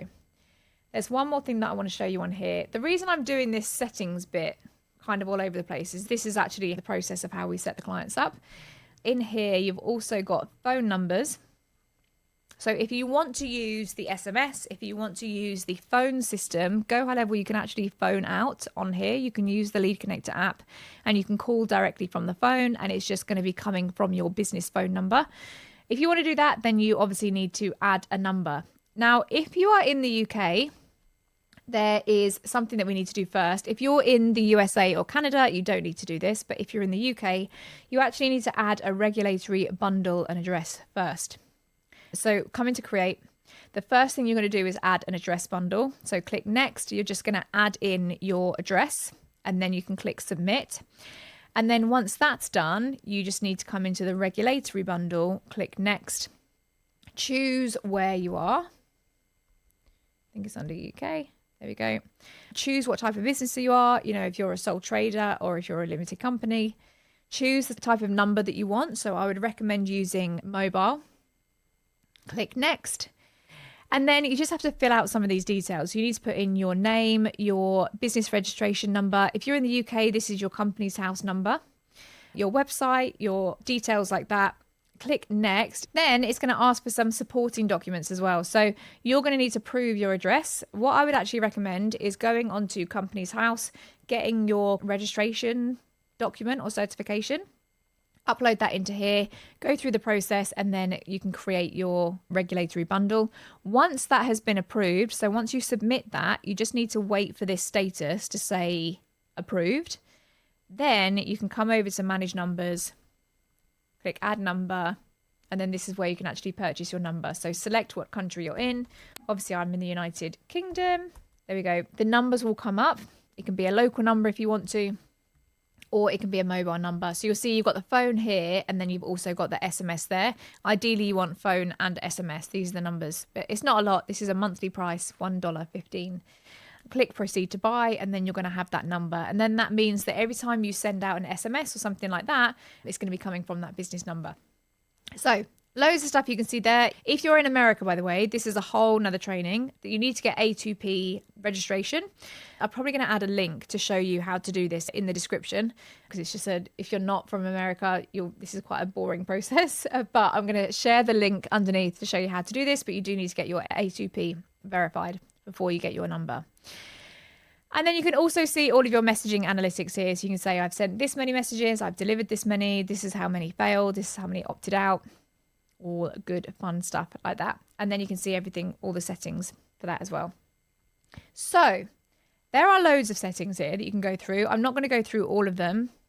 I actually want to get into the good stuff now and show you really what this platform can do. So let's just work our way down. And let's start with the dashboard. So the dashboard is really your kind of like home hub. This is where you're going to be coming and seeing everything that's going on in your business. So you can see one of the things that GoHighLevel does really well is pipeline management. So you can see when a lead comes in, they move through a process, they get on a sales call, they convert to a sale, whatever it is, whatever your process is, you can track that whole process really well. It's one of the things that GoHighLevel is brilliant at. So your dashboard here is going to show the health of your whole business. So we could say, let's look at the leads pipeline, for example. We could say we've had 113 people come in, and the opportunity value of that is 49,000, and then we've converted 13,500. So it's really easy to see how that went. We can also look at each individual funnel, and we can say, okay, this many leads come in. Let's look at the conversion of each bit. So you can really easily say, okay, this looks like it's a bit of a bottleneck. This section here is where people are getting stuck. You know, we should be moving people through this process better. So you know that you need to go and fix that part of the funnel. So it really gives you good bird's eye view of your funnel to see how it's converting. All of these things here, you can see we've got tasks as well. So I would say, if you're using tasks for basic things within your business, so say, for example, you want to remember to call someone back. You know, if you're using this as like a call center type thing, this is a really, really good use of the tasks. But if you're using it for much more advanced task management, I would probably say getting something like ClickUp, that's what we use in my agency, would be better for that. But you can certainly use these tasks to remind you of things that are happening within the business. Manual sources, you can see here your lead source report. So this, you can actually have all the sources that you get traffic from. So this could be all of your website sources, different pages that you have out there, and you can see really easily the total number of leads that are coming from each of those places. Your Google Analytics report, you just need to link up your Google Analytics, and then that will come through here. Google Business Profile, your Facebook Ads report, and your Google Ads report, and your sales efficiency. So it's a really great overview place. You can also change the dates here if you want to, but also come into Edit Dashboard. Now this is available, I believe it's on the $297 and up plan. It's not available on the $97 plan. But you can come into here and you can change what you see on your dashboard. So maybe for you, it's not important for you to see stage distribution. Maybe instead you actually want to see visitor data, or maybe you want to see how many emails were sent and how many were delivered and how many clicked, and lots of stuff like that. So you can customize this dashboard. You can really customize it as well. If you want to get into custom CSS, you can have it different colors, different vibes, different fonts, all different kind of things going along. If you come into themes here, you can actually see that you can change different colors and whatever. You can change this to however you want it to make it more appealing to you, because you're going to be spending a lot of time in this place. So there we go. Let's cancel that. Then we get into conversations. Now, conversations is where I spend a lot of my time. With conversations, you can actually connect all of your social channels. So you can connect your email, your SMS, your Google business profile, your live chat, WhatsApp, Facebook, calls, voicemail, Instagram, and you can have all of the messages coming in into this one place, which means that you can also just reply in one place. So if someone is sending you a message on, I've had this happen so many times where someone sent me an email, but I'm also having a conversation with them on Instagram and I'm also speaking to them on WhatsApp. It's so hard to keep track of the conversation, but this means that the whole conversation is in one thread. So I can just come into here. I really don't like being on my phone a lot. So a lot of the time I can come into here, I can answer the conversations, type back directly into the text box, which will appear here when everything is connected. At the bottom here, you'll see the text box. You can toggle between what platform you want to respond on, and you can see the whole thread. It also means that if someone in your team is taking over the communication of your social media, they can just see all of that communication that you've had, which is super, super cool. We then get into calendars. Now, calendars, you can connect your own personal calendar here or your work calendar. So it might be Google, it might be Outlook. You can also have all of your team's calendars here as well. So you can actually toggle between everyone's calendars and you'll see their whole diary in there. So you can see when people have got space. If you come into calendar settings, the calendar setting is very similar to Calendly. If you're already using that, I would really recommend just switching to this. I see so many people very attached to their Calendly, and honestly, I would make the switch. I was with Calendly before, and it's exactly the same. Everything is exactly the same. So just use this, then you can get rid of that subscription and you're getting rid of that need for that integration. So you can have as many calendars as you want. Come into new calendar here. There's loads of different ones that you can do. So you can do a personal booking if you're doing one-to-one. You can do a class booking if you're hosting online classes or webinars or group trainings. Round Robin is where you could have, for example, 4 team members, and it's going to just show the availability of all of them together. So if Sarah's not available but Sue is, it's going to show that Sue's got an available slot and it's just going to automatically book it in with her. So you don't have to be sharing 4 different calendars. You just share one native calendar and it's going to update the availability of everyone. And then you've also got collective booking if you've got multiple hosts. To be honest with you, the main one that I use is Round Robin. Even if it's just a one-to-one with me, I tend to use that one, but you can choose whichever one you want. And then you'll see here, it's really easy how you do it. So very similar to Calendly. Come in and put the name of the calendar. Maybe it's discovery calls with you. Maybe it's outreach. Select the team member. So you'll select yourself, or maybe it's a different team member. Put the widget here. What I will say, this is annoying and it kind of caught me out quite a lot. With this custom URL, you'll see that this slug at the end of it is actually the same for every GoHighLevel account. So if I tried to type in discovery call, it says the slug is already taken because someone else is using that link. And you might be thinking, why is it taken? I haven't got any other calendars. This is my first calendar. And it's because someone else is already using that one. So that's kind of an annoying thing, but definitely something to look out for. So you might say something like discovery call Sarah. Oh, discovery call Sarah is gone. This is probably going to be on. Accelerator. That's already gone. Oh, this isn't a good example, is it? Let's just say engine call AI. Boom, we nailed it. So you might have to just play around with what this is. It's not super important, but just be careful of that. Meeting duration, set how long you want the meeting to be. Maybe you want it to be 30 minutes, 60 minutes, 2 hours, whatever. You can show the availability. And remember, this is set to the time zone availability that you set in the settings. So if you set it now and you say I'm available 8 till 3, for example, and you look at the calendar later and it looks like, why is that not showing 8 till 3? Why is it showing 3 till 9 or something? It's probably because you've got the wrong time zone set. So just make sure that you're looking at that properly. So you can toggle between the days that you want to be available and add the general windows. You can then go to, it's not going to let me do it because I don't have a team member in there. But you can then come to advanced settings. Is it going to let me do it? No. Well, you'll have to figure that one out. But anyway, we can come in here. If I go into testing team, you can see all the steps that go into it. So you can upload a logo, put in a description.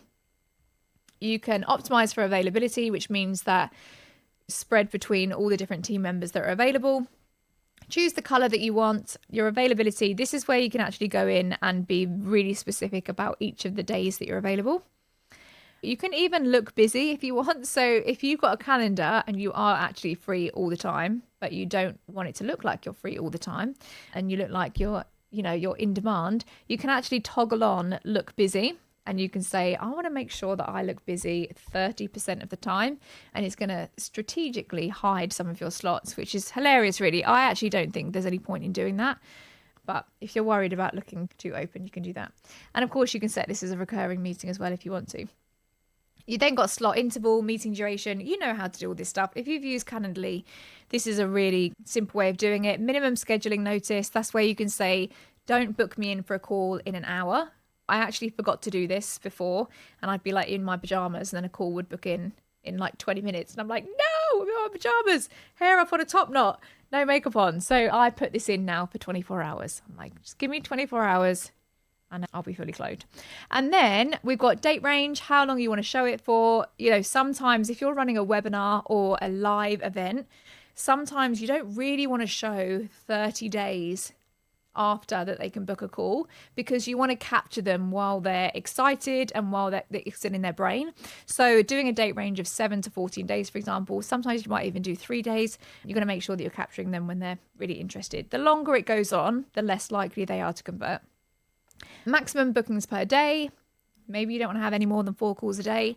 And then maximum bookings per slot. This is if you've got a group training program. And then pre and post buffer time. So maybe you want 5 minutes before and 5 minutes after. And you just want to make sure that time's in there. You can actually also take payments for booking a call with you. So if you want to charge for your discovery calls, you can actually do that right here in the calendar. So you just need to connect to your payment provider. So if you click select accept payments, you're going to connect your payment provider, and then you can take the payment directly in there. So once they book their call slot, it's going to take that payment as well. You can also put in your metapixel if you're running ads to this calendar. And then you've got the confirmation page. So it will just send this default confirmation. Can you see this here? You see this custom value that we spoke about before? This is where it's going to take the contact method, that contact number that you put in your settings. So you don't have to actually write it everywhere. It's going to automatically populate that from whatever you put in the settings of your account. Or you can redirect them to a different confirmation page if you want to. So lots of things there. If you want to change the form, if you want to take more details, maybe you want to take in a bit more information about their business or why they're booking, you can change the form here. So you can add in some or more fields if you want to. Notifications. This is where you can toggle on how you want to be notified and how they want to be notified. So you can turn on email or in-app. And you can allow them to reschedule, connect with their Google Calendar, all of that good fun stuff. And then this is your customization, so you can make it branded to however you want it. Alrighty, so we are in our appointments there. Let's go back. And you'll see all the list of appointments here. So anyone that books a call, you'll see your whole list here, who it's assigned to, when it is, when they booked, and you can just click on their contact record and see all the information about them. Let's just look at contacts. Now, I didn't think that I would find the contacts aspect of a platform really interesting, but I really do. I actually find there is so much in here. You can get a really good scope of a contact every time they're in. So these are all dummy accounts. Let's look in this one here. This is where you're going to spend a lot of your time, to be honest. So you've got all the details about that person, any more information, forms that you've collected, that information is going to be put into here. So it's a really great place to get everything that you need. You can see all the tags that they've got, any automations or workflows that they're a part of. Sometimes I'll see that someone's got an email and I'll think, why did you get that email? I can come into here and look at automation and I'll say, oh, damn it, she was part of that automation and she shouldn't have been. So I could actually just toggle onto here. It will take me into that workflow and I'll know whether they were meant to be in it or not. You can also just add them in here. If you want to add them to a welcome sequence or something, just add them into whatever workflow sequence you've got. You've then got opportunities, so you can see what pipelines they're part of. I'm going to go into opportunities and all of that. You can grant them access to a course. So you could come into here and just quickly give them access to that. You could quickly give them access to a community. And then D&D is do not disturb. So if someone is messaging you and saying, I'm not getting your emails, I bought this thing and I didn't get an email, why didn't I get it? Come into here and see whether these are turned on. If they've clicked unsubscribe, obviously this is going to show as D&D, and they may have also said none of these things. So just make sure you can see any action that you take automatically gets updated in their contact record. I will be able to see every single conversation. I can toggle between WhatsApp, email, whatever it is. And you can see I can just reply straight back to them directly in that contact record. I can see if they opened an email, when they opened an email. This catches people out, by the way. If someone comes back and they say, oh, you haven't sent me an email. And I say, oh, yes, I did actually. I can see you opened it at 12:32 yesterday. So this is where you can do all of that stuff. Just stay in the one place. People will say, oh, but it only takes 2 minutes to jump over to Outlook, or it only takes 2 minutes to jump over to Gmail. If you can try and keep everything in one place, you are going to save those little minutes and pockets of time, which are going to eventually add up to a lot of time that is going to be saved. So definitely try and stay in one place if you can. You've got all the activity here. This is something which I use a lot. Sometimes I will get someone come through and purchase something and I think, where did they come from? How did they find me? And I can actually come down to here to this activity report and I will see their whole chain of events. So it will actually say they clicked on this page, then they clicked on this page, then they went back to that page, then they clicked on this, and I can see the entire journey that it took to get them to purchase that product. So it's really, really valuable for me to see what's working and what kind of journey people are taking. I can then go to tasks. So if you've got any tasks about that person, they're there. If you've got any notes about that person, they're there. Any appointments that person has booked, you can either create those appointments directly in here and just book them in, or but you'll also see the list of them. Any documents, if they've signed a contract or something like that, they're all going to be in here. You can see all of the payments that they've made, all the transactions, the subscriptions, the invoices, everything. And then any other associations as well. So this is all in one place. And as I said, I spend a lot of time here. It gives me so much insight into the people that I'm speaking to. If I am doing a sales call or if it's a new client, I've got a lot of information there, which I can really work with. Just to quickly show you what these mean across the top. Here is where you can add a contact. So you can click the plus button and add a singular contact. You can mark them as a lead or as a customer. And again, that's going to update on your dashboard. So I would be conscious about filling this bit in. I never used to at the beginning, but it's really important to know whether someone is a lead or a customer. Again, put in the time zone that they're in if you know it. And if they've said to you, do not call me, then you know that you can D&D, do not call. So this is where you can add customers. Here, you can actually add people to an opportunity. So again, I'm going to show you opportunity, but this is where you can add them. This is where you can add someone to an automation. So if I want to put this person into an automation, I would just select that person. Say I want to add them to the not interested workflow, for example. I just write here, added to not interested.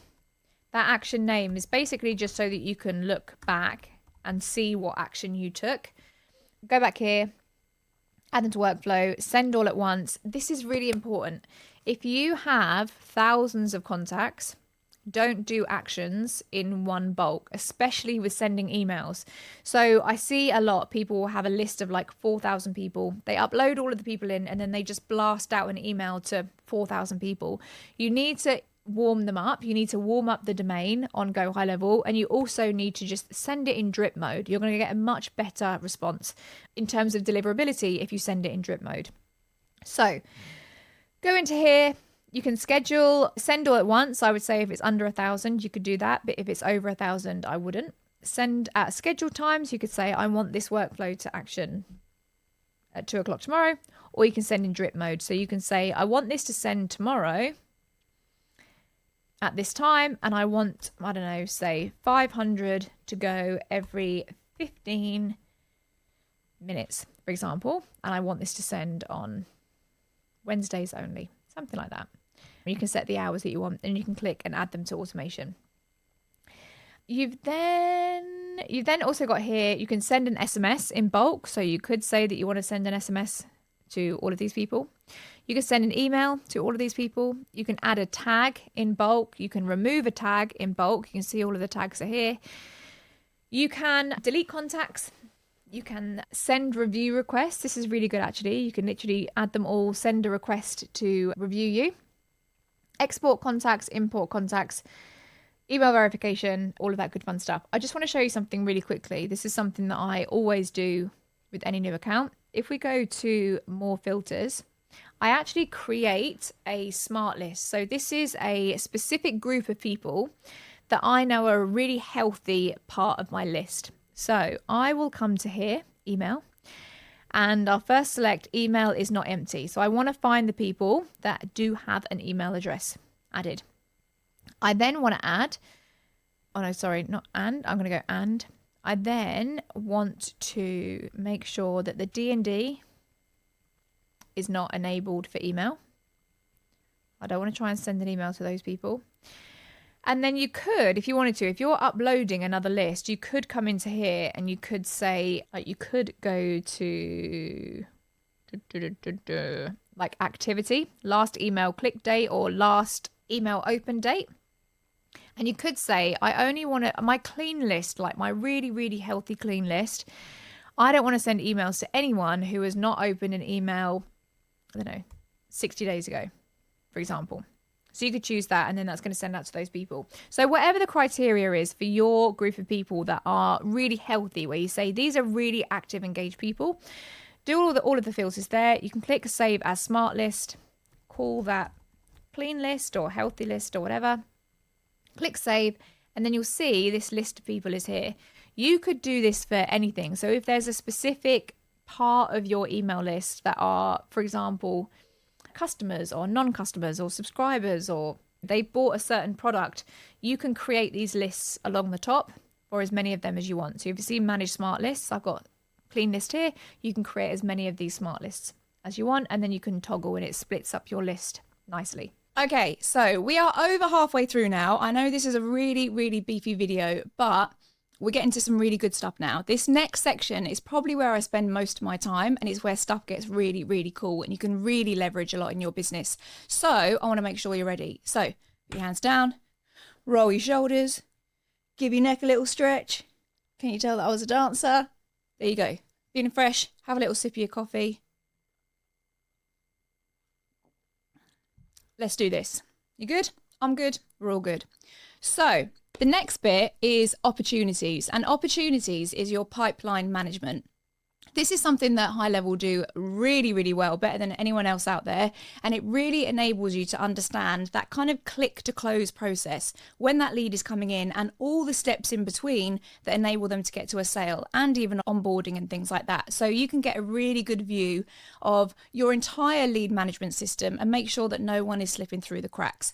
So over here, you're going to click on opportunities on the left. And you'll see you've got 3 tabs at the top. You've got opportunities, pipelines, and bulk actions. Now you can see here, there's loads of stages. So basically your leads can move between any of these stages that you create. Any of these titles can get changed.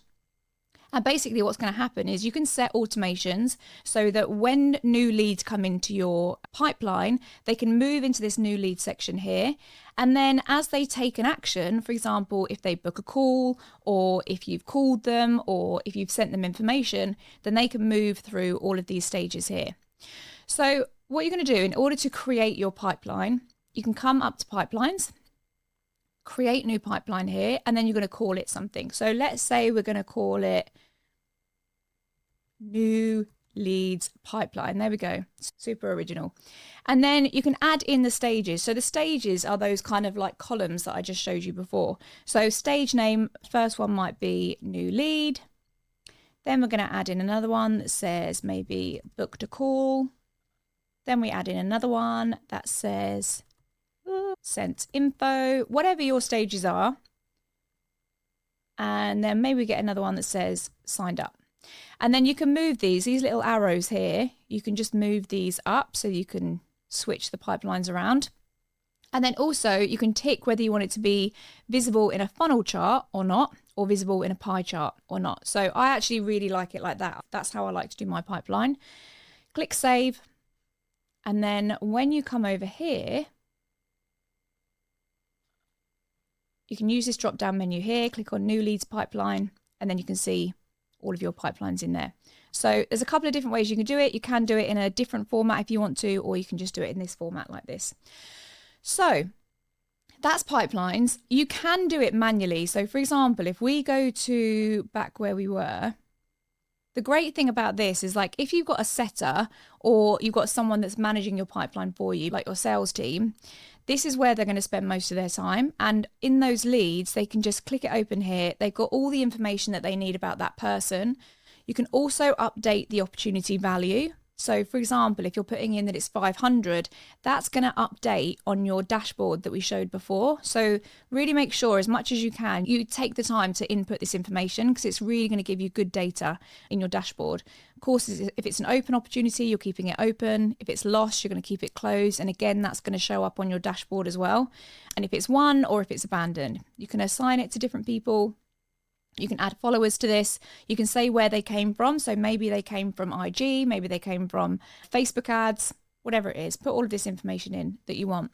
But the good thing about this as well is that when your closer or setter or whoever it is that you're using, or maybe this is you yourself, when they're making these calls or when they're taking these actions, they can then come into notes and just add a note in here. So they can write, spoke to Sally and she said, blah, blah, blah, whatever she said. So you can write those notes. So even if there's multiple people managing your pipeline, everyone knows exactly where you're picking up. And then also you can come to tasks. So if you've spoken to Sally and Sally said, hey, can you give me a call tomorrow? Or I'm just looking to pause this for 2 weeks because I'm going on holiday. Can we pick it up in 2 weeks' time?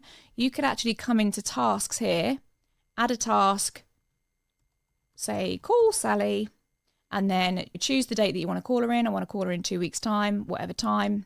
Assign it to someone. So maybe I'm going to assign it to this person and then click save. So it's a really good way of making sure that you're not jumping between loads of tabs. It may sound stupid, but looking at where you can save these little 5-second, 10-second tasks is really going to help you get the most out of this. And then of course there's payments. So you can actually see whatever they paid for. Are they part of a subscription? Are they part of something else? Have they paid an invoice? So we can see all of that in one place. So I'm actually going to show you later on in a little second how you can automate this process so that you don't have to manually move these people like this. But if you want to, you can just manually move them across. So if you're currently using a spreadsheet, this is going to change your life. So let's just dive into payments. So in payments, there's loads of stuff we can do here. If we come into invoices here, so you can see all the invoices that you have in draft, how many are due, how many are received, and how many are overdue as well. So you can come into here, create a new invoice. You'll notice that a lot of the high level stuff is really drag and drop, which I love. So you can really build out some good invoices quite quickly. We're going to go into this person here, add in the product. I don't think I've got any products in here. Oh yeah, I do. There you go. Add in a product there, and then you can see it just creates the course in there. You can add in your terms and conditions. So you can write in your terms and conditions at the bottom. You can say whether you want to charge late fees. So if they go over the date that they're meant to pay it, you can charge a late fee. You can add tipping, and you can also add any attachments as well that you want to. So there's loads of ways that you can customize this. You've got your business information here, your customer information there, and you can just build this up really quickly and really nicely. And then obviously you can save that as a template and then send that off. And then what actually happens is once you've got this template, you can just send it then directly from here. So what's going to happen is you're going to click send. You can send it via email and text. You can send it via email, or you can just send it via text. So you don't have to be going out and emailing it and things like that. A great thing about that also is that you can build that into an entire automation sequence. So for example, if they sign up to something or they agree that they want to sign up to your service, once you get that confirmation email, you could then send them that invoice straight away. You can then send them a contract straight away, and that can all stack in one really slick automation. And I'll show you how to do that in a second. The second one we've got is documents and contracts. So this is where you would do it instead of DocuSign. If we go into here, we will come to new, create new contracts, and then this is where we can drag everything in. So if you come along here, you see here you can just add in a little bit of text, and you can just change that for however you want it. Maybe you want to add in a cheeky little image. Maybe you want to add in a video. I mean, these are getting some really fruity documents now, but you can add in a video if you want. You can add in a product list. So just confirm that thing that they're actually purchasing, all of these things. And then at the bottom, you can then put in the signature. You can move all these down to wherever you want them. And then when you click on the signature, you can say, assign this person to me, for example. And then I want to sign, I'm just going to duplicate that, and we're going to do another one. And this is where the client's going to sign. We can go to people. I'm going to assign this to John Doe. And then can you see there's two colors here? We want one of them to be different, because what that means is if they're both the same color, they're both going to be for me to sign, because these are currently both assigned to me. So if we click on here, we can assign this to John Doe instead. You can see that's now gone red. And then what you can also do is you can set a signing order. So if you want to sign it first, if you want it to be sent to you first before it gets sent to them, you can click set signing order. And maybe you want John Doe to sign it first, or maybe you want me to sign it first. So you can just toggle them around like that. There's loads of settings here to make sure that, you know, it's coming from the right place and the email that you want it to come. And maybe you want to redirect them somewhere else once they've signed that contract. But here's all the payment settings if you want to take a payment right there within the document as well, which is really cool. And then what we're going to do then is, again, just like we did before, you can just click send. Whoever this John Doe is, if there is a John Doe at gmail.com, he is getting a whole load of stuff right now. You can either send via email. So just like we did before with the invoice, you can just send it straight away and it's going to go to me first and then to our mate John Doe. Or you can go send and you can share it via link. So you could just generate this link, copy and paste it, and then obviously send it to wherever they want to go. So that is documents. Then we're going to go to orders. So when you come to orders, this is all the orders that have gone on over your platform. So you can get a really good idea of everything that's going on. Anyone that's signed up to subscriptions, obviously you can keep track of all of them there as well. These do actually link though to Stripe and PayPal. So a lot of the time, a lot of the subscription management stuff I do within Stripe. I like Stripe because the fees are lower. So I do a lot of the subscription management in there. I don't really come in here too much, but it's there if you want it. Payment links is something that I do actually do a lot though. So in payment links, if you need to charge someone a one-off fee, for example, you don't really want to have to build out a whole checkout page and do all of that faff. Maybe you don't really want to send them a direct Stripe link either because it's not branded and it just feels a bit, I don't know. I don't really like sending direct Stripe links. So what you can do instead is you can send a payment link. So you can create a payment link here, select the product that you want to sell. You can toggle on any of these. So if you need a phone number, you could add coupon codes if you want to. You can redirect them to somewhere else, say where you want them to go to, put in the URL there of where you want them to go. So this will actually be branded. If you add your logo into the business settings, so right at the beginning we went through the settings, if you've added your logo into there, then this will actually become branded with your logo on it. So make sure that you do that. And then through here, you can change this to powered by Carly or sent by whoever. You can put your business name, change the name of it here so you know exactly what one it is. And then just like we did before, I'll just show you a preview. Oh, let me take this off. Just show you a preview of what this is going to look like. They're just going to get a really simple link like this. As I said, you'll have your business name, you'll have your logo at the top, and then they can just input their details there. So again, all you're going to do is click save. You can actually send it directly from here. You've got your link there, or you can send it directly to the contact. So I actually use those quite a lot. I do really like those. Next up, we've got transactions. This is where you're going to see all the transactions, and products. This is somewhere you're going to come a lot. So HighLevel do something a little bit different. A lot of the time when you're wanting to sell a product on a funnel page, or if you're wanting to sell a product in a payment link or something like that, you actually have to create the product first. This kind of messed me up. When I first got onto this platform, I was used to another platform where I would just create the product and sell it directly in that funnel. Whereas here, you just need to add the product to the platform first, and then you can sell it in whichever way you want. So for example, we're going to come over to products. And if you've got one in Stripe already, then that's fine. But you can come to create product, put in your name, maybe this is an amazing course that you're selling. You can put description in. I actually never really bother with the description. You can put them in collections if you want to. Again, I don't really bother with that. Okay, so if you need to add tax rates to it, you could do it as per the global settings. I usually keep that one toggled on. And then, for example, if you're in the UK and you need to add VAT, you click at attach tax rates, come to this plus here, put in whatever one you need to add in. So for example, this would be 20% VAT, which is an absolute stinger. And then 20%, you can write in whatever that is. You can put in your tax ID and then your tax agency name if you want to as well. And then you can click add. You don't have to do that. It's only the ones with the star that you actually need to add in. And then if any of your products do have VAT that you can add onto it, then you can obviously just attach that VAT right there. Then you can then just select that underneath. You can put in an image if you want to. And then you can say if it's a one-time payment, then it'll just be one time and then you'll just put the amount in there. You can do recurring in here as well. So you could put recurring, maybe it's 27 a month, and then you can change the currency as well. So if you want to do it in USD or pounds or whatever you want to do it. You can do a compare price. This is where you can say this was £1,000 and then now it's £27. And it does like the little slash through. You've got monthly. You can say when you want that recurring one to go, how long you want the trial period to be, number of payments, setup fee, all of that. And then all you're going to do is click save. Now there's an important thing. This may stop you if you don't have your Stripe connected. So a really important thing for you to do, I think we went through it before, but if we go to integrations, you just want to make sure that you connect your Stripe. So connect your Stripe, make sure that's all set up, and then all of those products and those payment links and everything will work fine. So the last thing I want to show you is coupons.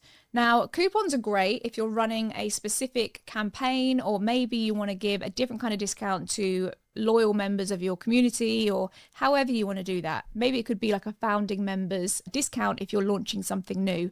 So you can come to coupons, put in the coupon name. So let's just say this is for my podcast course, for example. And then you can put in the coupon code POD25.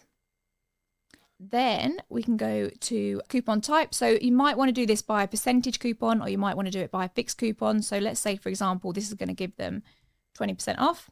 You can put in the start date and the end date. This might be for a short window, a short campaign. You don't want this discount code flying around everywhere.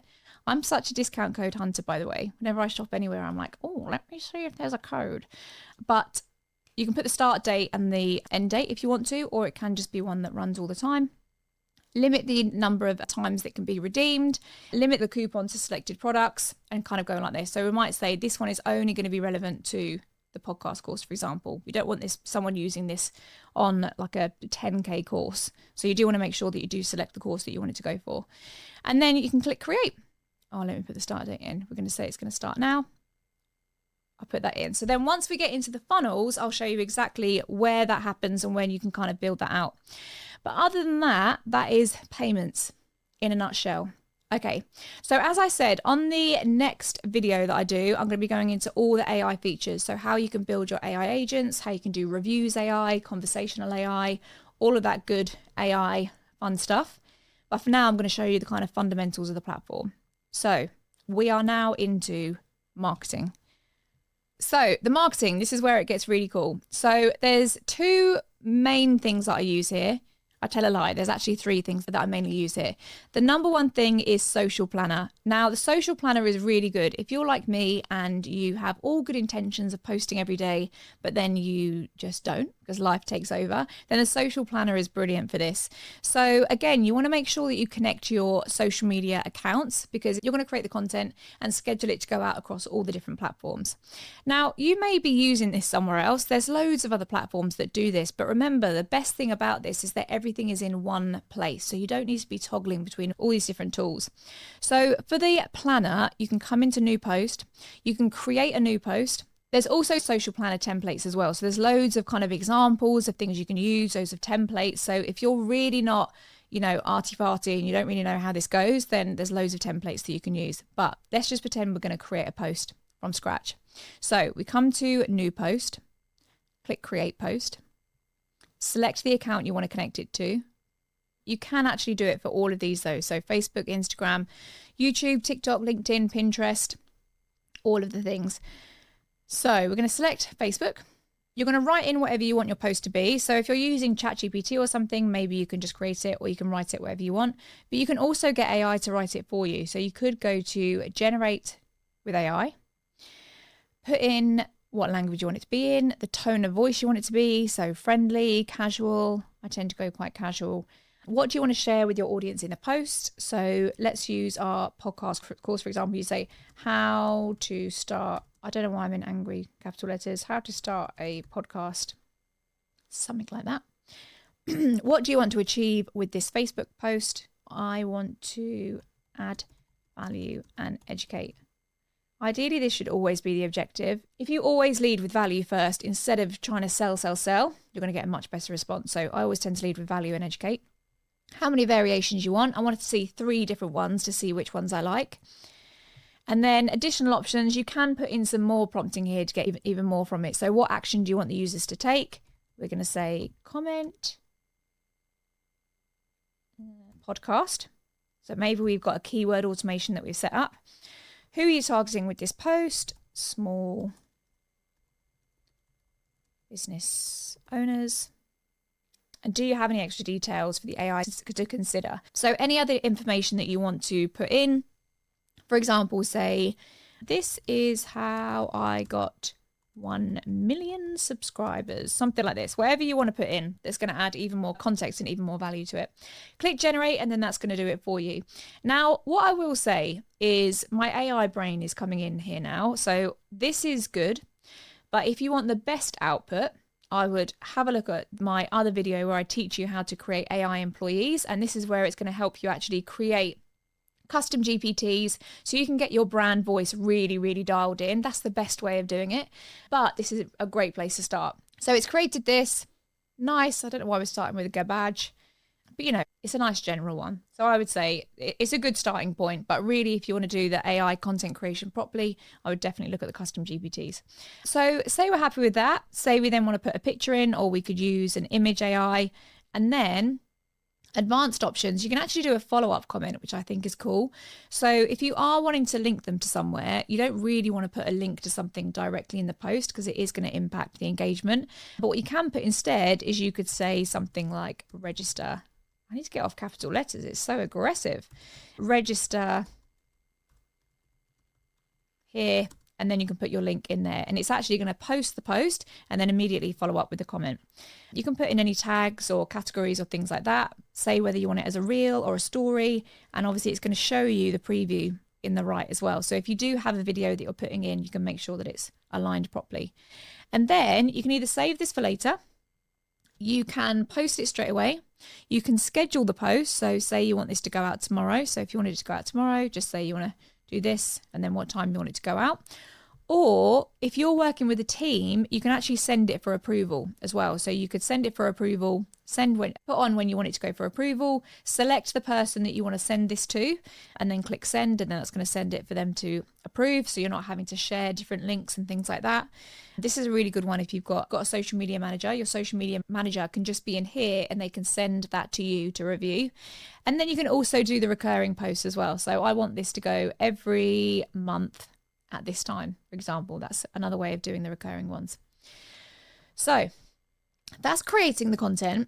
There's loads of other stuff you can do here, but what I just want to show you is the statistics are really, really good. So once you've got all of your social media accounts connected, you can see really good statistics here. So you can see across all your channels, what's the number of posts you've got, what's the engagement rate, what's the impressions that you've got, what's the post reach. You can tell I don't really post on Facebook. Your top performing posts. So you get really good stats here. And this is a really good way as well. If you are using a social media manager, it's a really good way of them showing you what's going on as well, and saying, look, this is what we've achieved and all of that good fun stuff. So that is the social media manager. It's a really, really good tool.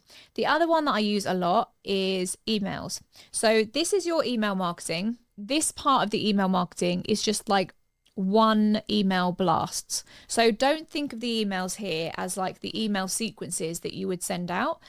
The email sequences are all going to happen in this automation bit. But if you want to send a newsletter, for example, I have a newsletter called Sunday Papers, which I send out every Sunday. And this is where I do this from. So we will come into emails, click new, and blank. There's actually loads of email templates in here. Oh, I just realized something that I'm going to tell you, which I'm so excited about. So there's loads of templates you can use in here if you don't want to create a template yourself. If we go to new and then blank, this blew my mind the other day. This is a video for a whole nother time, but I was in Claude, the AI tool, the LLM, the other day, and I was putting together an email for a client, like a newsletter, and I was putting it all together, and it actually generated the entire email for me. It gave me all the code for it. So the whole thing was designed. The whole thing had their branding, their logo, their everything. It was formatted beautifully. And it gave me the whole code. And so all I had to do then was come into this HTML editor, put in select, I put the HTML code in there, and then it was like, bang, this whole beautiful email was done. It came out like that. Who knew that that whole chaos over there would generate something like this? So anyway, I'm going to do a separate video on that because it is so cool. It saved me hours, but anyway, I digress. Let's get back to the basics. So in here, we can do blank, design editor, come in here. So this is where you can do the kind of drag and drop templates. And again, this is why I say to start with the thing that you need, because what you're going to learn in here, for example, let's say you start with emails. It's exactly the same once you get into the funnel builder. It's the same once you get into the contract builder. So, you know, you're going to master this platform a lot quicker than you think because a lot of it is very, very similar. So in this email, you might say that you want to start with a headline. Then maybe you want to start with an image. Add in any of the things that you want over here. Maybe you want to add in a logo at the top. Maybe you want to add in, countdown timer. These are good. If ever you're doing some kind of campaign, like the doors for your special offer where they're going to get 1,000,000% off are going to close in whenever, you can use a countdown timer and actually have live countdowns in their emails that are relative to when they've opened their emails. So sometimes you go on those pages and it says 24 hours left, but it's just a 24-hour clock rolling all the time, whereas this is actually going to be relative. So you can actually do evergreen email campaigns that are going to count down 24 hours for them, which is super, super cool. There's so much to cover. Honestly, I want to go into all of this stuff. So many videos will come from this. We do actually cover a lot of this in the community as well, though. So if you are wanting more of this, if you are like, Carly, tell me the juice on the countdown timer, we dive into all of this in the community. So we've got the thing there. We've got whatever you want to put in here. Maybe you want to put some reviews in there. Maybe whatever it is that you want. And again, all you're going to do is you've got this one here, and then anything that you click on is just going to be over here. So you've got your image, which you can change there, upload from media library. You can change the color, you can change the spacing. And then these things here, you'll get to know this a lot in the funnel builder, but this is how you can space stuff. So say this photo, for example, maybe you want it to go way over here. And if you get to the end and you want even more, you can just type it in. So maybe you want it to go way over that side, or however you want to change it. Maybe you want it to have even more space at the top. So then we're going to move this around. I'm always forever playing around with the padding aspects of the funnels and the emails and things like that. Maybe we want it to go like this. We want more space around it. So when you're designing things like that, make sure you definitely go to the padding. People always get a little bit stuck about where to do that. And of course, whenever you do anything, say you built this out, let's add a little footer on there. You always want to add your footer on your emails to make sure that you're compliant. You've got your privacy policy and all that jazz. Oh, I can't add it in. Oh, there we go. Got your privacy policy. You've got your custom values here, which is just going to take the email from your business settings. You've got your unsubscribe from the list link. Really important that you do that in order to stay compliant. And then your copyright as well. So say you're happy with that. Make sure that you look over to mobile as well and just see how this is looking. Clearly that's a terrible email, but you know what we're doing. You know, if you want to go here, you've got the things at the left to look at, but you've also got these at the top. So if you want to change any of the colors, you want to highlight it. In a second, I'm going to show you brand boards, and this is where this would show up. So this is where you can actually select your brand palette in one place, and it's going to show up everywhere. So this is all of the stuff that you need to do here. So again, once you're happy with that, we're going to go send or schedule. And this is a really, really important thing to know. When you are using a new domain, you need to warm up that domain. So many times my clients will come onto my SaaS and they'll they've got like an email list of like 6,000 and they just bang out 6,000 straight away. And they've only just added the domain to it. So what you want to do instead is come over to batch schedule. You're going to say when you want that to schedule. So for example, with my Sunday papers, I will do Sunday at 8 o'clock. This is when I want it to go. And then I want to say, if this is a brand new one, I'd probably say like 200 every 10 minutes or so. Now I tend to do about 1,500 every 15 minutes. But definitely make sure that you start small and batch that. So it's actually going to send an amount of emails in stages, and it's not going to send all 6,000 at one time. If you've only got 200 on your email list, if you've only got maybe 500, then you're probably okay with that. Maybe batch it in 2 sections, but definitely anything over 1,000, I would be looking at batching. So make sure you do that. Put in when you want it to send. So we are sending, I'm going to toggle off these. I want this to send on Sunday. Put in your email, put in your sender name, your subject line, your pre-header line. So this is the one that's going to show up, like the main headline that comes up in your email. And then the pre-header is that little teaser. And I always try and make this bit a little bit intriguing. So it's like, oh, what's she talking about?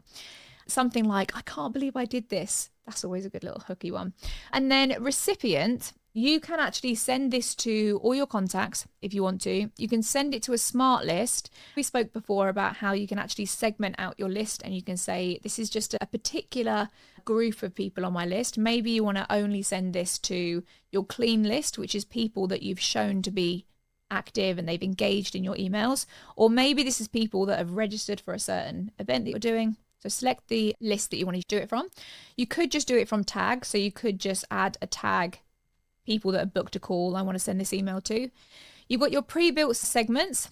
So you may have segments that you've already built. I'll show you where that is in the other bit. Or you can actually build a segment. So if you haven't built a segment yet, you can actually build it directly in here. So you might say, people that have this tag, this is a segment that I want to create.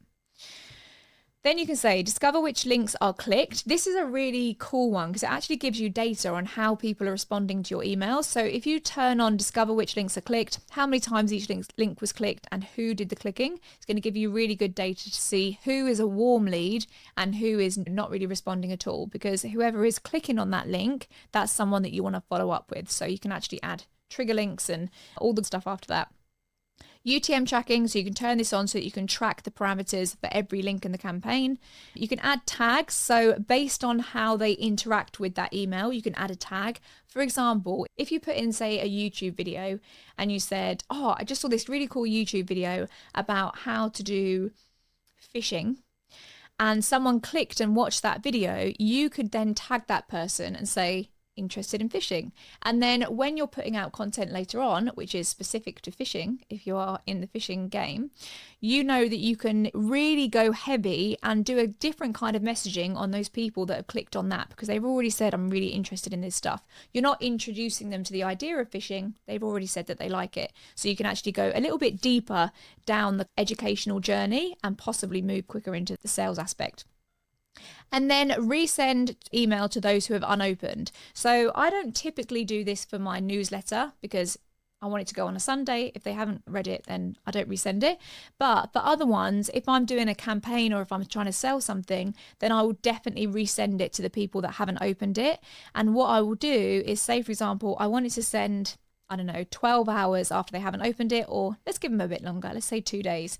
If they haven't opened it after 2 days, you can resend with a different subject line. So you're going to have the subject line you had before and just change it slightly and do something else to see whether that grabs their attention. You've got all of the little preview in here. You can see the spam score. Have a look here to see whether this is all looking good. It's all aligned properly. And then review and schedule. It's going to let you know if anything is missing, and then you can just get that sent out. Okay, so at the risk of completely overwhelming you, I told you that I wanted to keep this simple so that you can really master the platform. Of course, there are so many other things that I want to show you, like affiliate manager, ad manager. So what I want to really show you, though, is the real key things that are going to help you build your business and leverage your time. So there is time. We will come back to all of those things.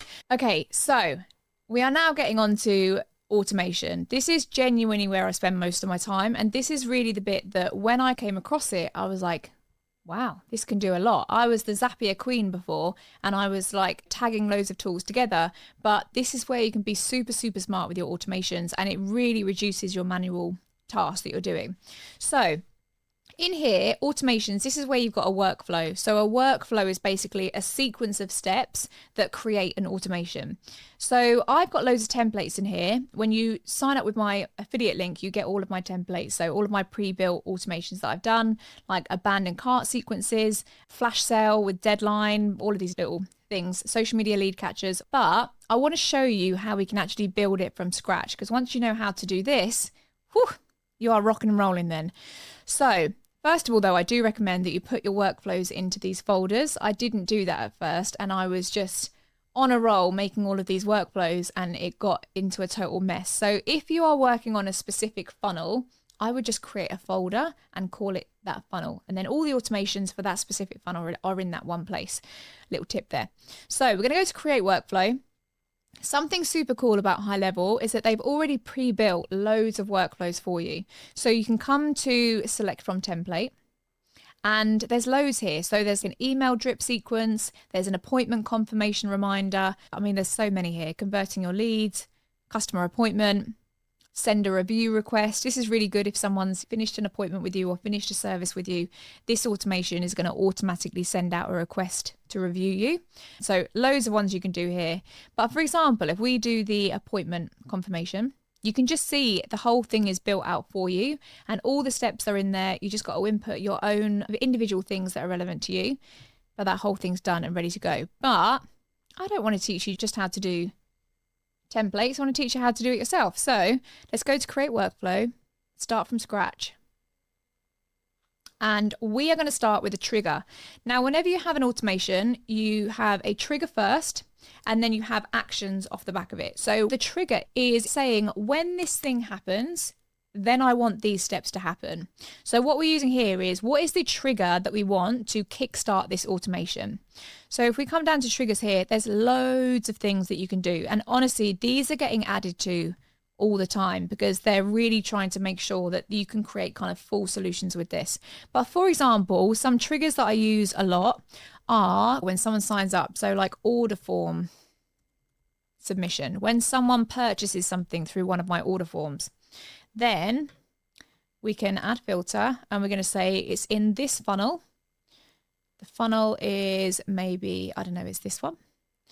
Then we're going to say the page is, it's not going to show it in this one, but say for example, there was a checkout page. You click checkout. The product is, it's not showing a product because there's no product added to that. That's a really important point, by the way. Build the funnel first and then do the automations next. Because if you do the automations, it's going to try and pick up on things that you haven't yet added into the funnel. For example, you've not yet added the product, but you will select the product here. And then the last bit will be sale. So you see submission type, you're going to do sale. Now, the reason why there's different ones here is that we want this to be triggered when someone actually purchases this product. But you could do it when someone opts into this product. And you're going to see in a second, in the checkout pages that HighLevel have, they have a two-step checkout. The first one is where they just put in their email and the name. The second bit is when they pay. The reason why that's so smart is that if someone doesn't go through with the payment, we've still got their details. So we can then send them an abandoned cart email that says, hey, I saw you were just about to check out. Here's the link, come back. And that really helps increase conversions. So this may be an automation that you want to send if someone is just doing that first step and they abandon their cart. So what I'm actually going to do though is really quickly, I want to build out a full automation for you. Instead of just showing you loads of random stuff that you can do, let's build out a full one. So let's just say they are opting into our lead magnet and we want to send them an email once they've opted in and do a load of other cool stuff after that. So the trigger would be form. So they have opted into this form. The form is lead magnet. Say it's this one. And we're going to save that trigger. Cool. So what we're saying is when someone opts in, once they give out their details on this form, then I want something to happen. The first thing that I want to happen is I want to give them a tag. And we're going to say add contact tag. If you've got the tag in there already, that's all cool. Or you can just say new lead. I don't know, wherever it is that we were doing, podcast course, whatever. And then you're going to click add there. And then we're going to say save. You can also change this here and put the title in, just so that you can kind of see it without actually jumping into it. So they got the tag there. Then the next thing that I want to happen is I want to update them in my pipeline. So remember before we spoke about the pipelines and how you can use automation to move them through different stages. We're going to do this now. So we're going to type in opportunity and we are going to create or update opportunity. So I want them to go into the new leads pipeline. The pipeline stage will be new lead. The opportunity name, can you see there's these custom values? So you could come in here and we just want to pull in. So we're going to go contact, full name. I just want their full name to be in that opportunity name. Opportunity source, maybe these came from email. Opportunity value, maybe it's 297. And this is an open opportunity because they haven't yet paid, but they have opted in to look at something. And then I normally keep these untoggled because I don't want them to be duplicated in any other stages. And then we click save. Okay, so they've been updated in our opportunity. Maybe I wanna be notified about it. So send internal notification. And I want to send myself an email, or I could send myself a notification on the Lead Connector app. So I could send myself a notification within the CRM, but that could also come up on the Lead Connector app. I could send myself a text message, or I could send myself a WhatsApp. So let's just say here, I'm going to send myself a notification and I'm going to say, yay, you have a new lead. And then I'm going to say, here are the details. So you could do this for payments. You could do this for anything. So anything that you want to be notified of regularly, you can put it in here. And then what you're going to do is come to custom values, go to contact, and then you could put in, I want to see their first name. I want to see their last name. I want to see their email. So this is going to pull the information from that form that they've just filled out. And it's going to put it in this message for you to see, just so that you can look at your phone and say, oh, hey, blah, blah, blah, opted in, or blah, blah, blah, purchased. These are the best notifications to get, by the way. Normally, if I actually make a sale, I will say, hooray, you've made a sale. And I'll put like a bell emoji and then a firework. And then I just like to see it when it comes up. And then I'll put the details of what that sale is. So they're always the best notifications to wake up to. So you can do this if you want to, redirect to another page so that you can just see the opportunity, or you can see the conversation, and then maybe we can notify all users, or you can just notify particular users if you want. So internal notification has come through. I've been notified. The pipeline's been updated. We've added a tag. Now I want to send them an email from me. From my email. The subject is, yay, you've got your freebie, or freebie inside, or something like that. And then you can put in whatever it is you want to write. So in this example, we're going to send the link to the freebie that they've opted into. So if you said, hey, opt in here, you're going to get a link to a free guide or a free ebook or something, you're going to put that in there. Now, you do also have templates as well. So if you've created a template before, back in our email section that we were in before, remember I showed you how you could make those really nice branded templates? If you have a template that you want to use in here in your workflows, you could just select that template there and you'll see it's going to come up. And then you can actually edit the template directly in here. So it kind of takes you back in a preview window to that last bit, and you can add in however it is you want it to be designed. I don't really do a lot of heavily designed emails, to be honest with you. I don't think it helps with conversion. But if you are wanting to do something like that, then you can totally do it like that. So we're going to send this template. And then we've got everything there. If you are not going to use the template, if I go back with this, remember, always use the custom values. It makes it so much easier. So go to contact, first name. So, hey, we're going to say, hey, Mary. Then we're going to start typing. Here is your link. So if we say, here is your link, highlight that, put it in the link here, put your link in there. and then they can send that off. You can put in your images. You can embed something if you want to as well. So this little bit here, you can actually embed the code in there and then do everything. Change the fonts, all of that good fun stuff. If I want to send myself a test, hello@hello.com, you can just test it and just make sure that it's as you wish and it's all going fine. And then you can click Save Action. So we've got an email. So this is all going to happen straight away, but maybe after this, we want to wait a little bit. We don't want to bombard them with loads of stuff. So we're going to say, I want to wait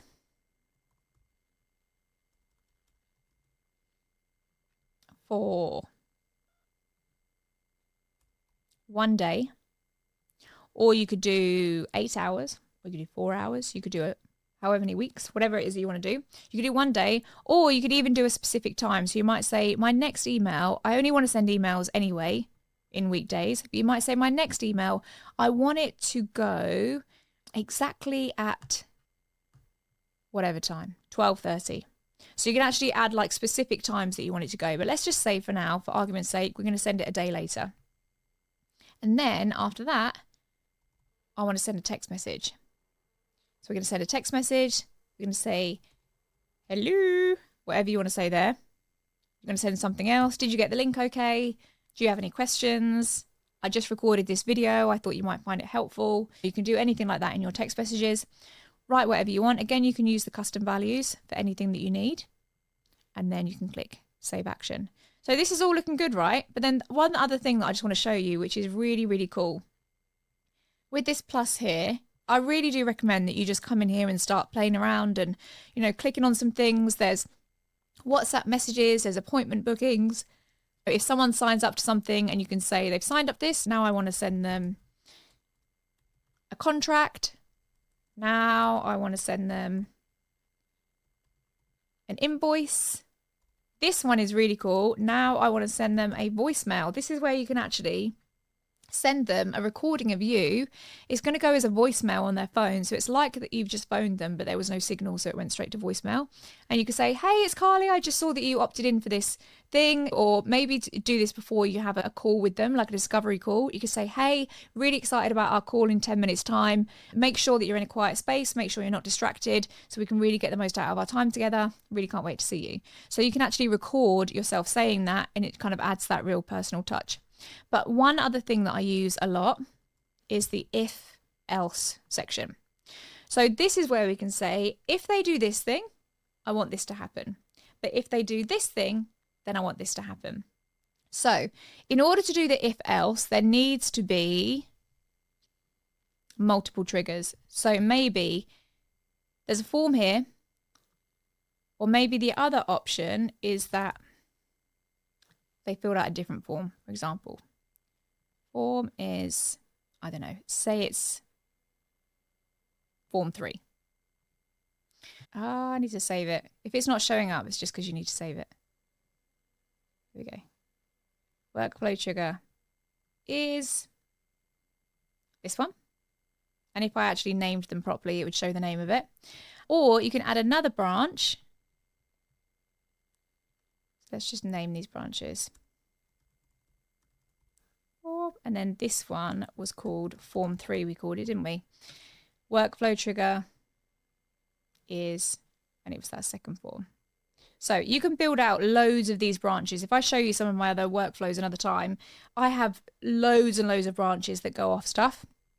So we'll click Save Action. And then we can say, if they filled out this form, then I want to send them this email, for example. Or if they filled out this form, then I want these things to happen. And you can actually build out an entire leg of sequences based on what the trigger was. So you don't have to have separate workflows for everything. And then lastly, something I just want to show you really quickly is the 3 dots by the side here.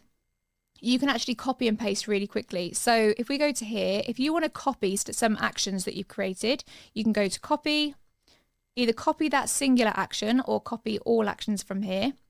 And then you'll see, oh, that is a new thing. Oh, you can actually paste them into another workflow. That is brand new information. That has just come out literally this week. But you could, if you want to, go copy all actions from here. There we go. So you can see that little box there, paste below, and then it's going to place all of them underneath it.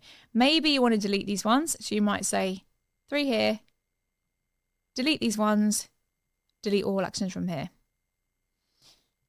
Maybe you now want to move these ones. Click here, move all actions from here, and then you just select this one here.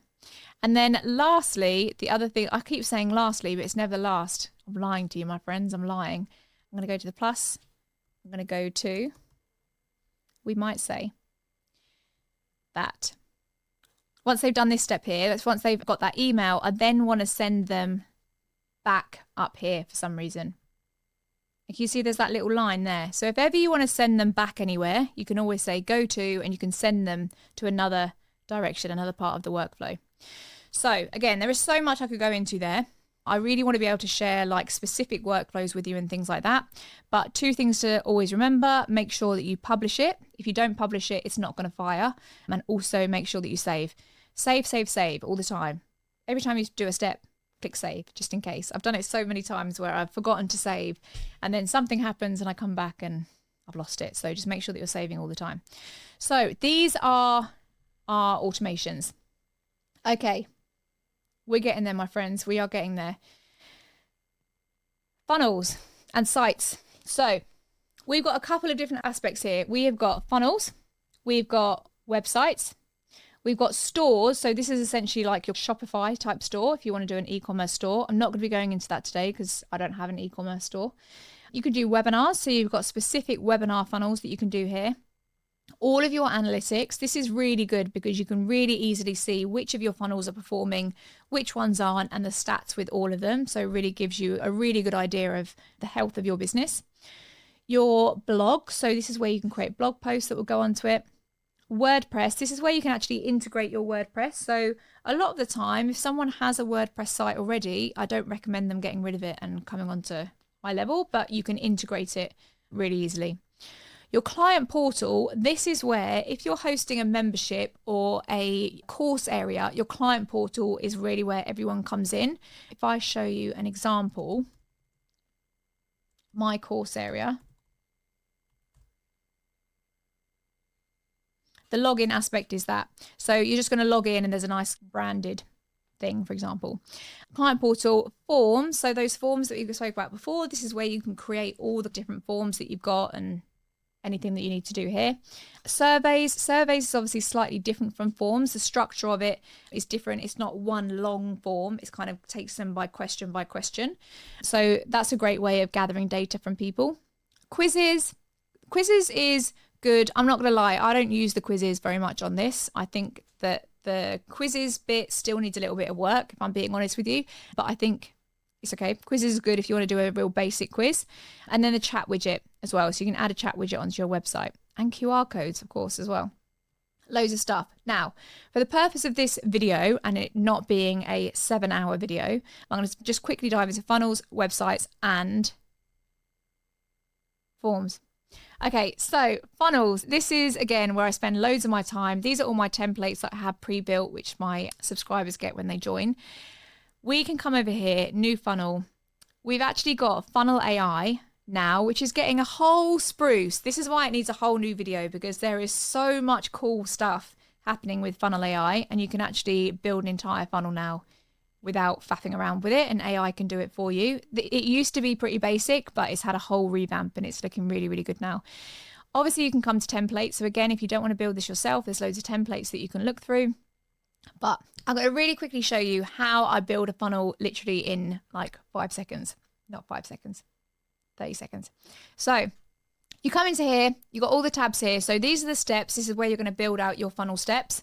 This is your stats. Again, you can see exactly where every single stage, where someone has opted in, how many views you've got on that page, and how many people actually opted in or purchased or anything like that. This is really good to get this data. The sales are actually in another part of this now. So when you go to payments, they're in the orders section. And then the settings, this is where you can name your funnel. So we've called this one demo. This is where you can select the domain that you want to use for that entire funnel. So you can either purchase a domain or connect the domain. Once you've added your domain in the domain settings, it will just pop up here as an option. And then Down here, this is where you can add your chat widget if you want to. This is really the main bit that I would use here. If ever I'm creating a funnel and I want someone to buy something, I'll always test the checkout page first. I will drop a video somewhere of how to do that. But basically what you can do is just turn it into test mode, click save. It means that you can basically put in like a fake card and it's going to test it. So you don't have to use your own card to test it. You can jump in there, turn it to test. I'll just tell you what it is actually. Basically what you do is you put in 42424242424242 as the card number. So turn it to test mode, click save, put in that as the card number, make up the other details as long as it's a date in the future, and then you can test it. And then make sure that you come back and turn it off test. And make sure you put it back on live mode. So anyway, I'll put a video of that in anyway. And then other than that, if you've got tracking code, if you're using any other, widgets or Facebook pixels and things like that, that's where you're going to put it in the settings. Now, let's dive in. So add a new step. We are going to say this is going to be an opt-in. You can import from ClickFunnels if you want to, but mainly I just kind of build it from scratch. That's the best way of building a funnel. You can use an existing one. This is cool. So if you've got other templates and you kind of have like a brand style that you like to use, eventually over time you can come into choose funnel and maybe you're going to say, oh, I quite like that one that I did before. And you're going to just literally copy over a funnel page that you've done before. Or obviously you can create it from blank. So let's create it from blank.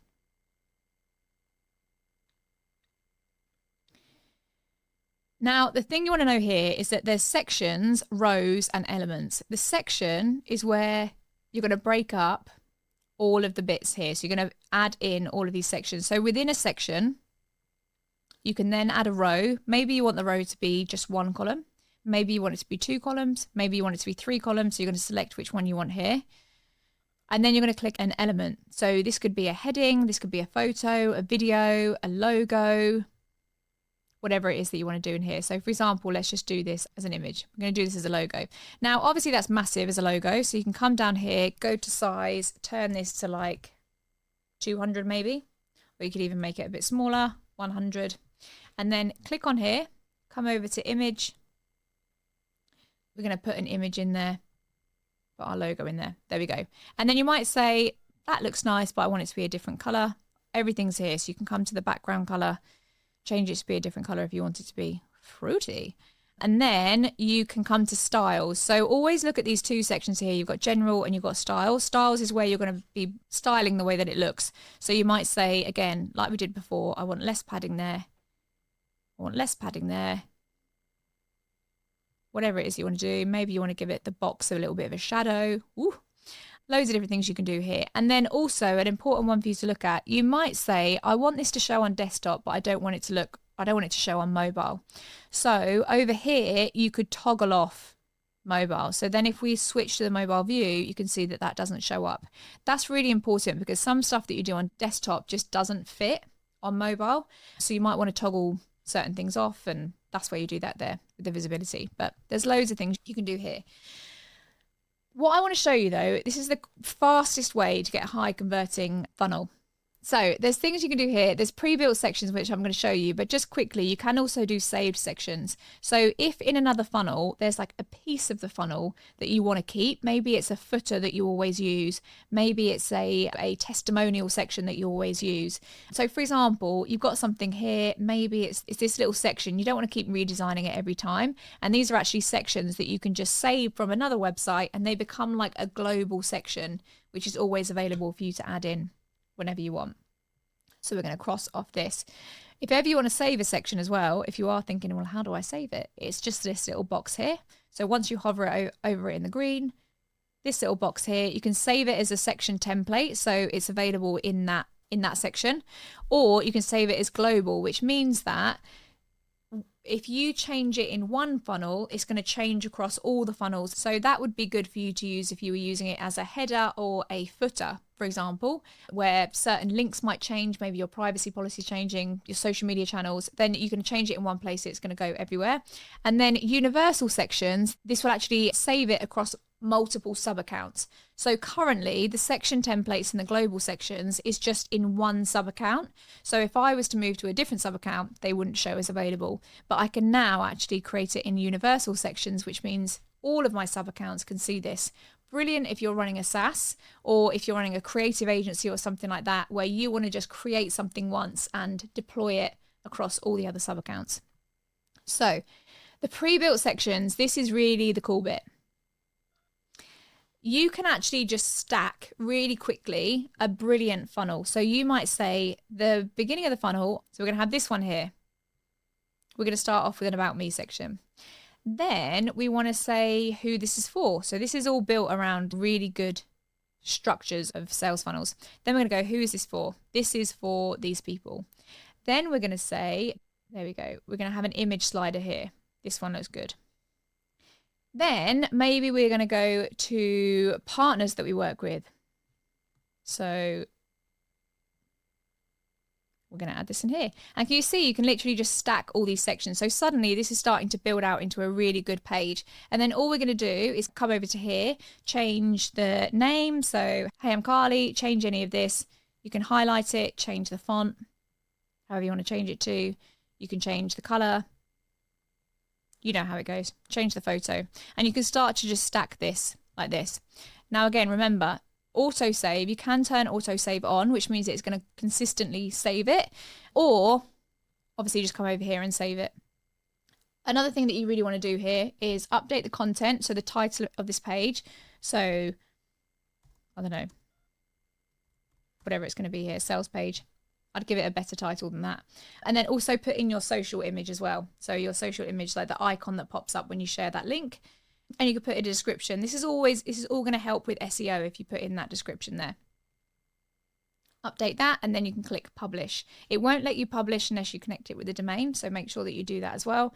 And then here, this is where, if ever you want to move a section down, you can move these arrows here. If ever you want to duplicate a section, you can use that here, so we get the exact same section again. And then you've got custom CSS here, which you may not need to use too much. Typography, this is where you can change all of the headings across the whole page. Background, pop-up settings. So if ever you want to have a pop-up, say for example this button, we're going to click on here, and we want this to open up a pop-up, then you can come into this pop-up, come up here to pop-up settings, click plus, put in a section here. Maybe we're going to put a form in here. There we go. Add that over, select the form that you want to put in there, and then that's going to come up like that. And then just make sure that when you click on this, you see it's got here redirect action. You want to make sure that you can either use the action from the form builder, so when you built the form, it's going to go from there, or you can go to the next step within the funnel, or you can go to a specific URL. I normally go to the next step. So anyway, I'm going to save that. You can also use this drop-down menu here to toggle between different pages. At the moment, we've only got one page in this funnel, but all of your funnel steps will show here. So you don't always have to keep coming out and going back in again. You can just choose them there and then click publish, and then we're good to go. Now, one thing I just want to show you quickly. So you can just build out your steps here. Keep building out all the stages of your funnel. You can also do a split test. So say, for example, you've got this one here, but you just wanted to change the headline on it and just see which one works better. Then you can click add variation. Oh, it's not going to let me do it without a domain. But basically you click create variation and you can run a split test of the two. So you can duplicate the exact page again, change the funnel, and then you'll click start split test, and it's going to split the traffic between those two pages and give you a review of who opted in more and what was higher converting. The only other thing I want to show you, which is really important, is that here in products, come to add product, and you need to add the product to the page that you want to sell on it. So we don't have any products here, but you could actually add the product into here. Here we go. Amazing course. It's this price. And then click save. You need to add the product to the page. Otherwise, the product won't show up on the checkout page. So it's really important that you do that. And then if you want to go to publishing, this is where you can do the URL or anything like that. This is also where you can add bump products and everything like that. I feel like I really need to show you the two-step checkout page just really quickly. So say, for example, if we go to sections, let's add that in there. We're going to add a row. We're going to add down here, a two-step checkout. So remember, this is the thing that I showed you before. So we've got 2 stages. This is where they opt in and give their details. You can, if you want to, once you select on it, you can take off the shipping if you don't need to take their address. So you could just have it name, email, and phone number. So that's step 1. And then step 2, this is where it's got dynamic item then. Here, if you're here and you're thinking it's not showing my product, it will show it once you've added it to the page and once you actually preview it. So then this is step 2. So I just wanted to show you what that kind of 2-step checkout looks like, because it's a really important one.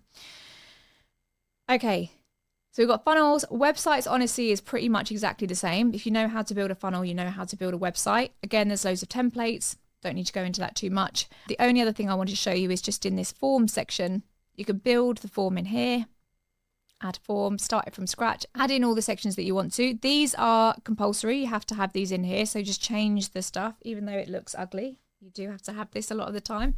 Make sure you put in your privacy policy and your terms of use. And then one thing that I would really recommend that you do is turn on the notification settings. So turn this on and get notified if a form is filled out. For example, if someone's filling in a discovery form, you don't have to be notified every time, but if someone's filling in a discovery form and you want to be notified of that before you have your discovery call, then just turn on that notification setting, email it to yourself, put the reply to email, and you can send them a copy of it if you want as well. So save it, preview it, and then you can also see the submissions there as well. So you can see everyone that's opted into all those various forms. Okay, so we are on to the final bit. We are almost there. I hope you're good. Is your bum numb? My bum's a little bit numb, but we're all good. So we are now getting into membership. So this is where you can create your courses and you can create your communities. Again, I spend a lot of time here. I really love putting courses together and being able to sell them as digital products. So we're going to come to memberships. Memberships threw me a little bit because I feel like it should be called like courses or products. But anyway, memberships is where it is. It doesn't mean that you have to have it as an actual membership. So client portal is where we spoke about before. This is where you can actually, you've got your dashboard so you can see how many people are part of it and things like that. But you can come to settings and you can brand your client portal. So as soon as someone comes into it, you can brand it just as I said before. So you can put in your logo, your colors, all of that stuff. Your domain setup, so you may want to have a separate domain for your client portal. For example, mine is courses.madeformore.ai. So you could change that here if you want to. And there's just a few other settings that you want to go through. But let's just dive into courses quickly. So in courses, you can see all the courses that you have sold. So how many people have purchased, how many members you've got in the last few days. Then you can come into products, and this is where you can build out your courses. I do actually have an entire course on this called Launch Your Course in 30 Days. So I'm skimming over it today, but if you really want to get into the world of digital products, I'll drop a link below of where you can get that course. It is actually part of my community if you want to be part of that. So in here, we can go to create product. You can import it directly from Kajabi, which was amazing for me because I was a Kajabi girl. So you can move everything over literally in a couple of clicks, but starting from scratch, you've got some templates here which you can use. I tend to just build my own because I find that modules are different. Come to create product. And then this is where you can just start to build it all out. Sometimes I actually do it in here as I'm creating it. So I actually come in here first. I put in my modules of what I want to create, and then I create the videos after because it kind of helps me plan it out. But in here, you can name the category. So you can click on here. Maybe you're going to say this is foundations, for example. Put in your thumbnail. You can decide that you want it to be, you can keep it in draft mode. It can be locked, so you have to manually unlock this for people, or it can be in drip mode. So you could say when someone signs up for a course, they will get access to this next module after 30 days, for example. So there's lots of things you can do there. But what we're going to do is come back here, and you can actually start to build out your courses in here. So we've got a lesson in here. And all you're going to do is, it's so easy to build these out. You can just put a video in here once it loads. Obviously, you can put your thumbnail in here. So you can put in your thumbnail of what you want that lesson to look like. You can upload a video or you can upload an audio. So that's going to go straight away in there. Put in your description, any links that you want to add, also any files that you want to add as well. Once you're happy with it, then click published. Otherwise, it's not going to show. You can preview to see what it looks like. This is probably going to look terrible, but there you go. So you'll see like the videos will come up at the top, the description will come underneath. You can change your instructor name, and then the lessons are going to come up there. So you can start to build that out really easily. There's a plus sign next to everything. So if you see here, got plus, I want to add another lesson, add another subcategory. So say, for example, there's a lesson, but then there's a sub lesson in the lesson. You can add a subcategory. You can add an assessment. So they actually have to fill out an assessment in order to unlock the next module, for example. And you can add a credential as well. So you can always preview it and see that you're happy with everything. You've got the details of the whole course here. So make sure that you put in a product thumbnail and customization and all of that. Customize, this is where you can actually customize the theme of what your course area looks like. So this will be the kind of default one, but you can go to all the other system templates, and there's some really cool ones that you can go in. And then you can actually fully customize them as well. So you can change what these colors are, the fonts, what they all look like. There's loads of customization that you can do there. So you can come here, maybe you can say the offer title of this is, I've just called it Build Your Own, which makes no sense. It's a free one. Come create here. You can put in the price if you want to. So that's the courses area. And then we're going to get into communities. So communities is where you can obviously create a community. So think like Facebook group on steroids. It's way better. So you can either use the collab app, which we spoke about before, or you can have your own custom branded app. So you can actually come here, have your own logo. It looks like your own app, and you can have all your courses and community and everything in there. Now the community, you can come to groups. I don't know if it's going to let me do this. We will give it a go. We're going to create a group. You can put in the group name, the group slug. So this is like the bit that goes on the end of the domain, the description of what you want to call it, all of your other logos and things like that. And then if we go into one that I prepared earlier. Okay, we'll put in my photo. Bam. And then click complete. You can put in your bio. And then you can actually start to build out channels in here. So you can add a channel here. Maybe you want to say this one is called Introduce Yourself. You can add a little thingy. You can make this a private channel if you want to. You can make it a read-only channel, and then create that channel. And you'll start to see you can build out these channels just along here. You can invite your members from here. You can come into learning and you can actually add courses that you've got. So maybe you want to add in this course that we just created. And then here you can choose, I want this to be available to all members in the community. I want this to only be available to people that unlock a certain level. And I'll show you how to do that in a second. I want this to be available for people to buy. I want this to be a time unlock. So once they've been in it for 30 days, then they get access to this course. Or I want it to be totally private. So this is something that is a completely separate thing and they need to sign up for it. So then you can click the course in there and you can build out a whole library of courses within there. You can add in your events. So say, for example, if you have a weekly call, you can come to event. Maybe it's Q&A. I want this to be a recurring event. It's going to happen every week on a Thursday. And then I want it to go on forever. You can put in the Zoom link of where you want that to be, the description, and then that's going to schedule. And it's going to remind your attendees one day before as well. So it's a really great way of getting people showing up for your live calls. Then we've got leaderboard. This is where you can actually set levels. This is where you can kind of gamify your whole community. So you're going to encourage them to take action and be engaged in the community. So you might say, once they get to level 3, we go here. Once they get to level 3, we'll just call it level 3. That's fine. We actually want to give a reward. So the reward is, maybe it's going to be a call with Carly, or maybe they're going to unlock a course or something like that. So we're going to say,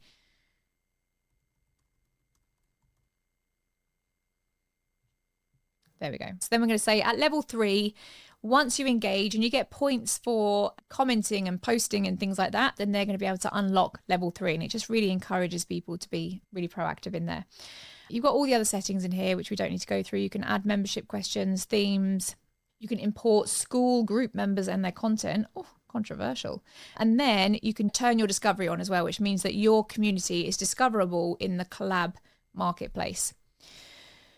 So, my friends, I think we are at the end. There is loads of other stuff. Obviously, there's reputation that you can go through. So this is where you can connect your Google business profile and you can get your reviews. You can manage all of those there. This could be an entire service that you offer to your clients just as a whole. You've got reporting. So this is where you can have your Google Ads report, you can have your Facebook Ads report. If you're running like a full call setting center, not even a center, but you've got a team, you can actually manage all of that in here as well. So they can be taking their calls.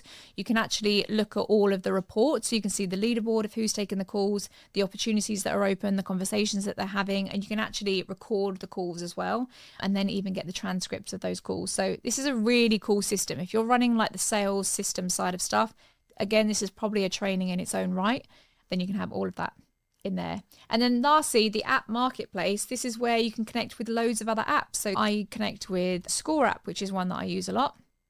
Instead of trying to send a zap to another thing, even though it's a different platform, because it's a direct integration within HighLevel, it means that I can actually still use it as if it is still part of HighLevel. So that is it. I told you it was going to be a beast of a training. I hope you're still with me. We have covered so much. We've covered funnels, we've covered snapshots, we've covered building a SaaS agency, we've covered workflows, we've covered reviews, absolutely everything. We've gone through so much. And I really hope you can see now that there is a process to do it. First, we simplify, then we automate, and then we amplify with AI. So you now know everything that you need in order to build your agency and to automate your business. But we live in a world where your attention is being pulled from pillar to post. So information is one thing. I've given you all the information today, but implementation is another. That is really where the magic happens. So although you now know what to do, and I've told you everything that you need to do, and you can come back to this video, I know that there's going to be many people that still want a little bit more support and still want a little bit more hand-holding and want to be walked through this more. And I totally get that. So if that is you, if you do want to join Go High Level through my affiliate link, as I said, you're going to get all of my templates, all my snapshots, all of my email sequences and things like that, so that you don't have to build it from scratch. But you're also going to get weekly coaching with me. So every single week we come together as a group and I go through these coaching sessions, and they are super, super practical. This is not me talking at you for an hour. This is you coming with a problem and saying, hey, Carly, I'm trying to put together this abandoned cart sequence, or I'm realizing that my leads just aren't converting properly. How can we do this? And we work through it together in real time. You share your screen, I dive in there with you, and it's a super, super practical training. And then not only that, you're then part of the community of other business builders who are doing amazing things as well, and you can all learn from each other. So if you do want to be part of that community, you can just join through my Go High Level link. You can upgrade through my Go High Level link if you're already with Go High Level, or if you want to be part of the community still and you want to have that coaching and my snapshots, there's another link where you can click and you can still be part of that even if you're with someone else. So I really hope that you found that helpful. There is so much more to come. Let me know in the comments if you do want part 2 and you want me to cover all of the AI stuff, but also let me know if there's anything that I've missed. I'm really doing this for you. You know, this platform has completely changed the game for me. It's enabled me to build a business that I could only ever dream of. And I really want everyone to be able to have this opportunity. And I know that at the beginning, it's a little bit tough to get your head around. So my sole purpose here is to help you become confident and empowered and really feel like you've got a good grasp of it. Because when you do, the possibilities are genuinely limitless. You can build a business as big as you want and really, really leverage your time. So I'm so excited for you to start your journey with Go Level. If you have only just started, or if you've been with us for a while, I really hope to see you inside the community. And of course, please share this with anyone else that you think will find this helpful. I cannot wait to see you in the next videos, and I'll see you soon. Bye.